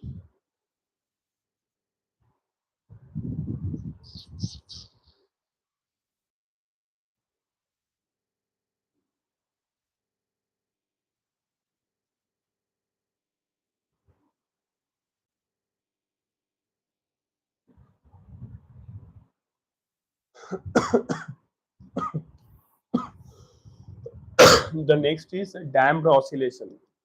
अब डैम्प्ड ऑसिलेशन मतलब क्या? तो जिस ऑसिलेशन को अपोजिशन मिलेगा, रेजिस्टेंस मिलेगा, उसको हम डैम्प्ड ऑसिलेशन कहते हैं। यहाँ पे हमने क्या कंसीडर किया है डैम्प ऑसिलेशन के लिए? एक रिजिड सपोर्ट के साथ हमने स्प्रिंग बांध दिया, और स्प्रिंग के साथ block of mass m connect कर दिया, उसके साथ ये वर्टिकल रॉड जिसको हम वेन वगैरह कहते हैं, और हॉरिजॉन्टल स्ट्रिप ये कनेक्ट कर दी। तो और उसमें उसको एक क्लोज कंटेनर, यानी कंटेनर में जहाँ पे लिक्विड प्रेजेंट है, फ्लूइड प्रेजेंट है, उसमें रख दिया। ठीक है, यहाँ पे हमें एक इक्वेशन डिराइव करना है क्या? तो मान कीजिए, मतलब डैम्पिंग क्या कहते हैं, डैम्प ऑसिलेशन में फोर्स क्या होगा, फोर्स का इक्वेशन जनरेट करना है, और उसके वजह से उसका एम्पलीट्यूड क्या इक्वेशन क्या आएगा, डिस्प्लेसमेंट की वैल्यू क्या रहेगी, वो हमें फाइंड आउट करनी है। ठीक है, तो हमने क्या कर दिया, इस सिस्टम को कि ब्लॉक को पकड़ा और नीचे खींच दिया। नीचे खींच दिया मतलब हमने फोर्स को अप्लाइड किया, and that force is nothing but equals to mass into acceleration. This is the applied force according to the Newton's second law of motion. जैसे ही इसको हमने डिस्प्लेस कर दिया, ये फोर्स मतलब ये नीचे आ जाएगा। नीचे आने की वजह से स्प्रिंग में एक्सपांशन आएगा। स्प्रिंग में एक्सपांशन आएगा तो ये स्प्रिंग क्या करेगा, इस ब्लॉक को अपने तरफ खींचने की कोशिश करेगा, मतलब उस वो अपने साइड से एक रिस्टोरिंग फोर्स, जिसको हम एफ एक्स से भी डिनोट करते हैं, तो एफ एक्स ये अप्लाई करेगा, या एफ एस से डिनोट करते हैं, एफ एस अप्लाई करेगा। और इसकी वैल्यू क्या होती है, this is minus K x. ये हमने स्प्रिंग वाले सिस्टम में देखा था, लीनियर एसएचएम के वक्त, राइट? इसकी डायरेक्शन कैसी रहेगी, अपोजिट रहेगी, राइट? उसके साथ साथ जब हम इसको डिस्प्लेस कराएंगे तो डेफिनेटली ये वेन जो है वो डिस्प्लेस होगा, और लिक्विड जो है उसको अपवर्ड डायरेक्शन में फोर्स अप्लाई करेगा।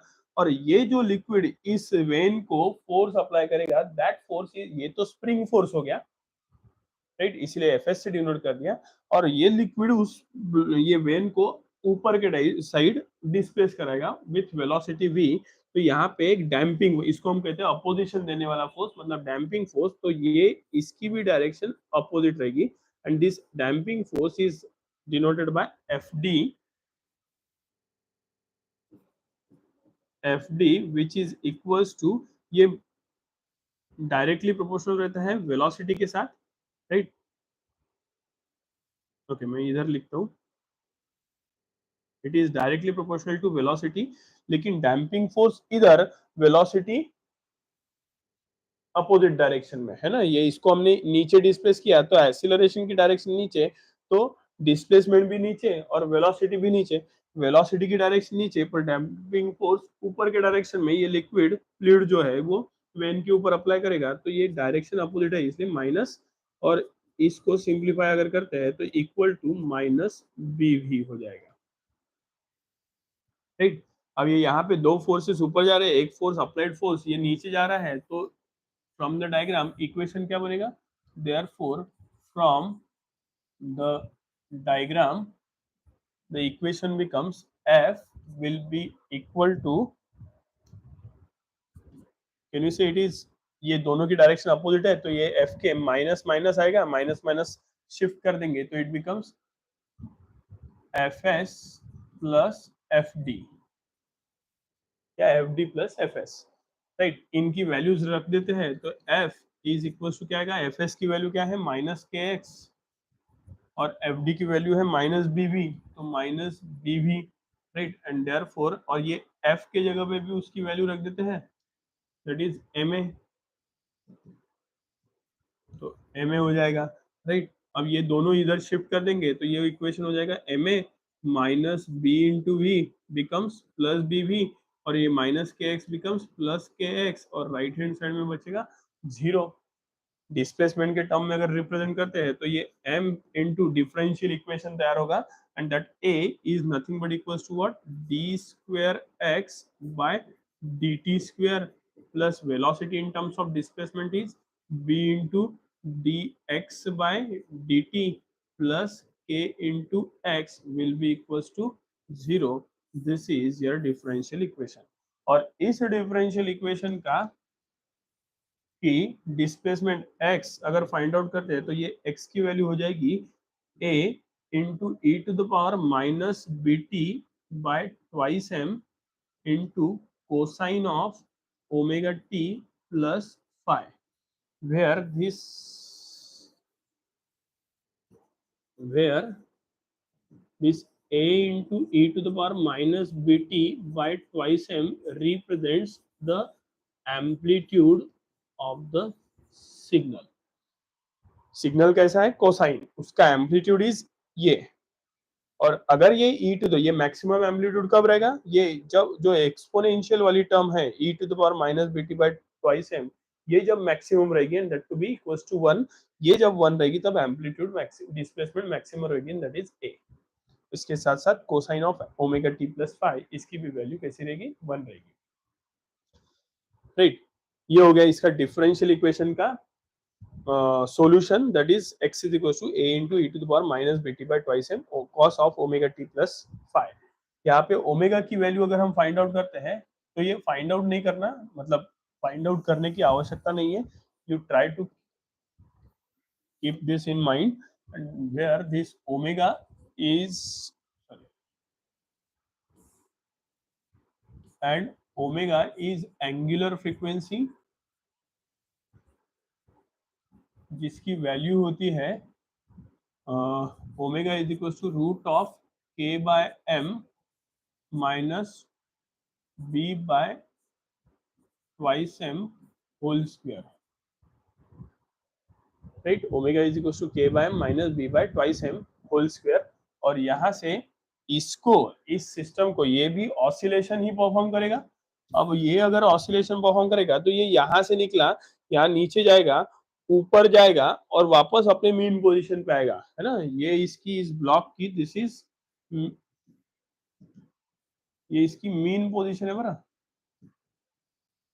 ये मीन पोजीशन से डिस्प्लेस होगा नीचे, फिर नीचे से वापस मीन पोजीशन से ऊपर, वापस मीन पोजीशन। तो एक ऑसिलेशन, इस एक ऑसिलेशन को कवर करने के लिए उसको जो समय लगेगा, दैट समय is nothing but time period. So T is equal to 2 pi by omega. तो ये ओमेगा की वैल्यू उठाओ और यहाँ पे पुटअप कर दो, तो therefore T is equal to 2 pi by root of के by M minus B by twice M. तो ये हो जाएगा टाइम पीरियड। यहाँ पे एक क्या कहते हैं, ग्राफ भी बनता है। ये ग्राफ थोड़ा सा मैनिपुलेटेड ग्राफ ड्रॉ करने का, कैसे, तो ये एक्स एक्सिस यहाँ पे टाइम लेंगे और वाई एक्सिस पे एम्पलीट्यूड लेंगे,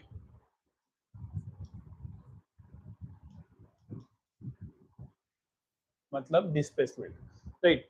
ये इक्वेशन हमारा कैसा आया है, सॉल्यूशन इसका a into E to power minus B T by twice M cos of omega T plus five. तो थोड़ा सा लॉजिकली ये हमारा एक्सपोनेंशियल फंक्शन आया है और सिग्नल कोसाइन है।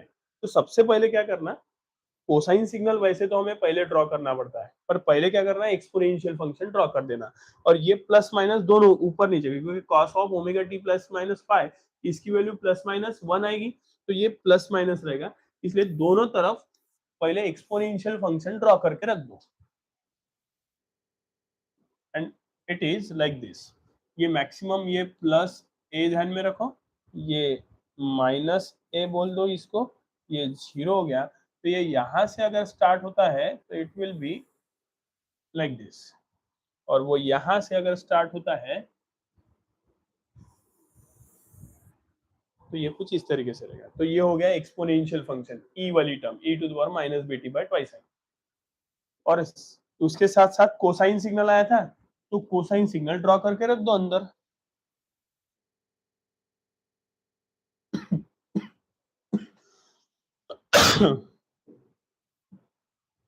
कोसाइन सिग्नल यहां से स्टार्ट होगा प्लस ए से,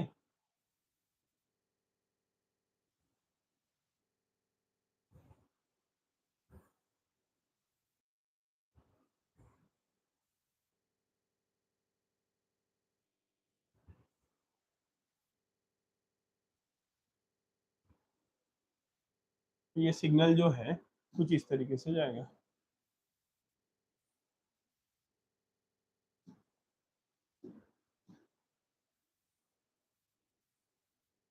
So this will be your graph.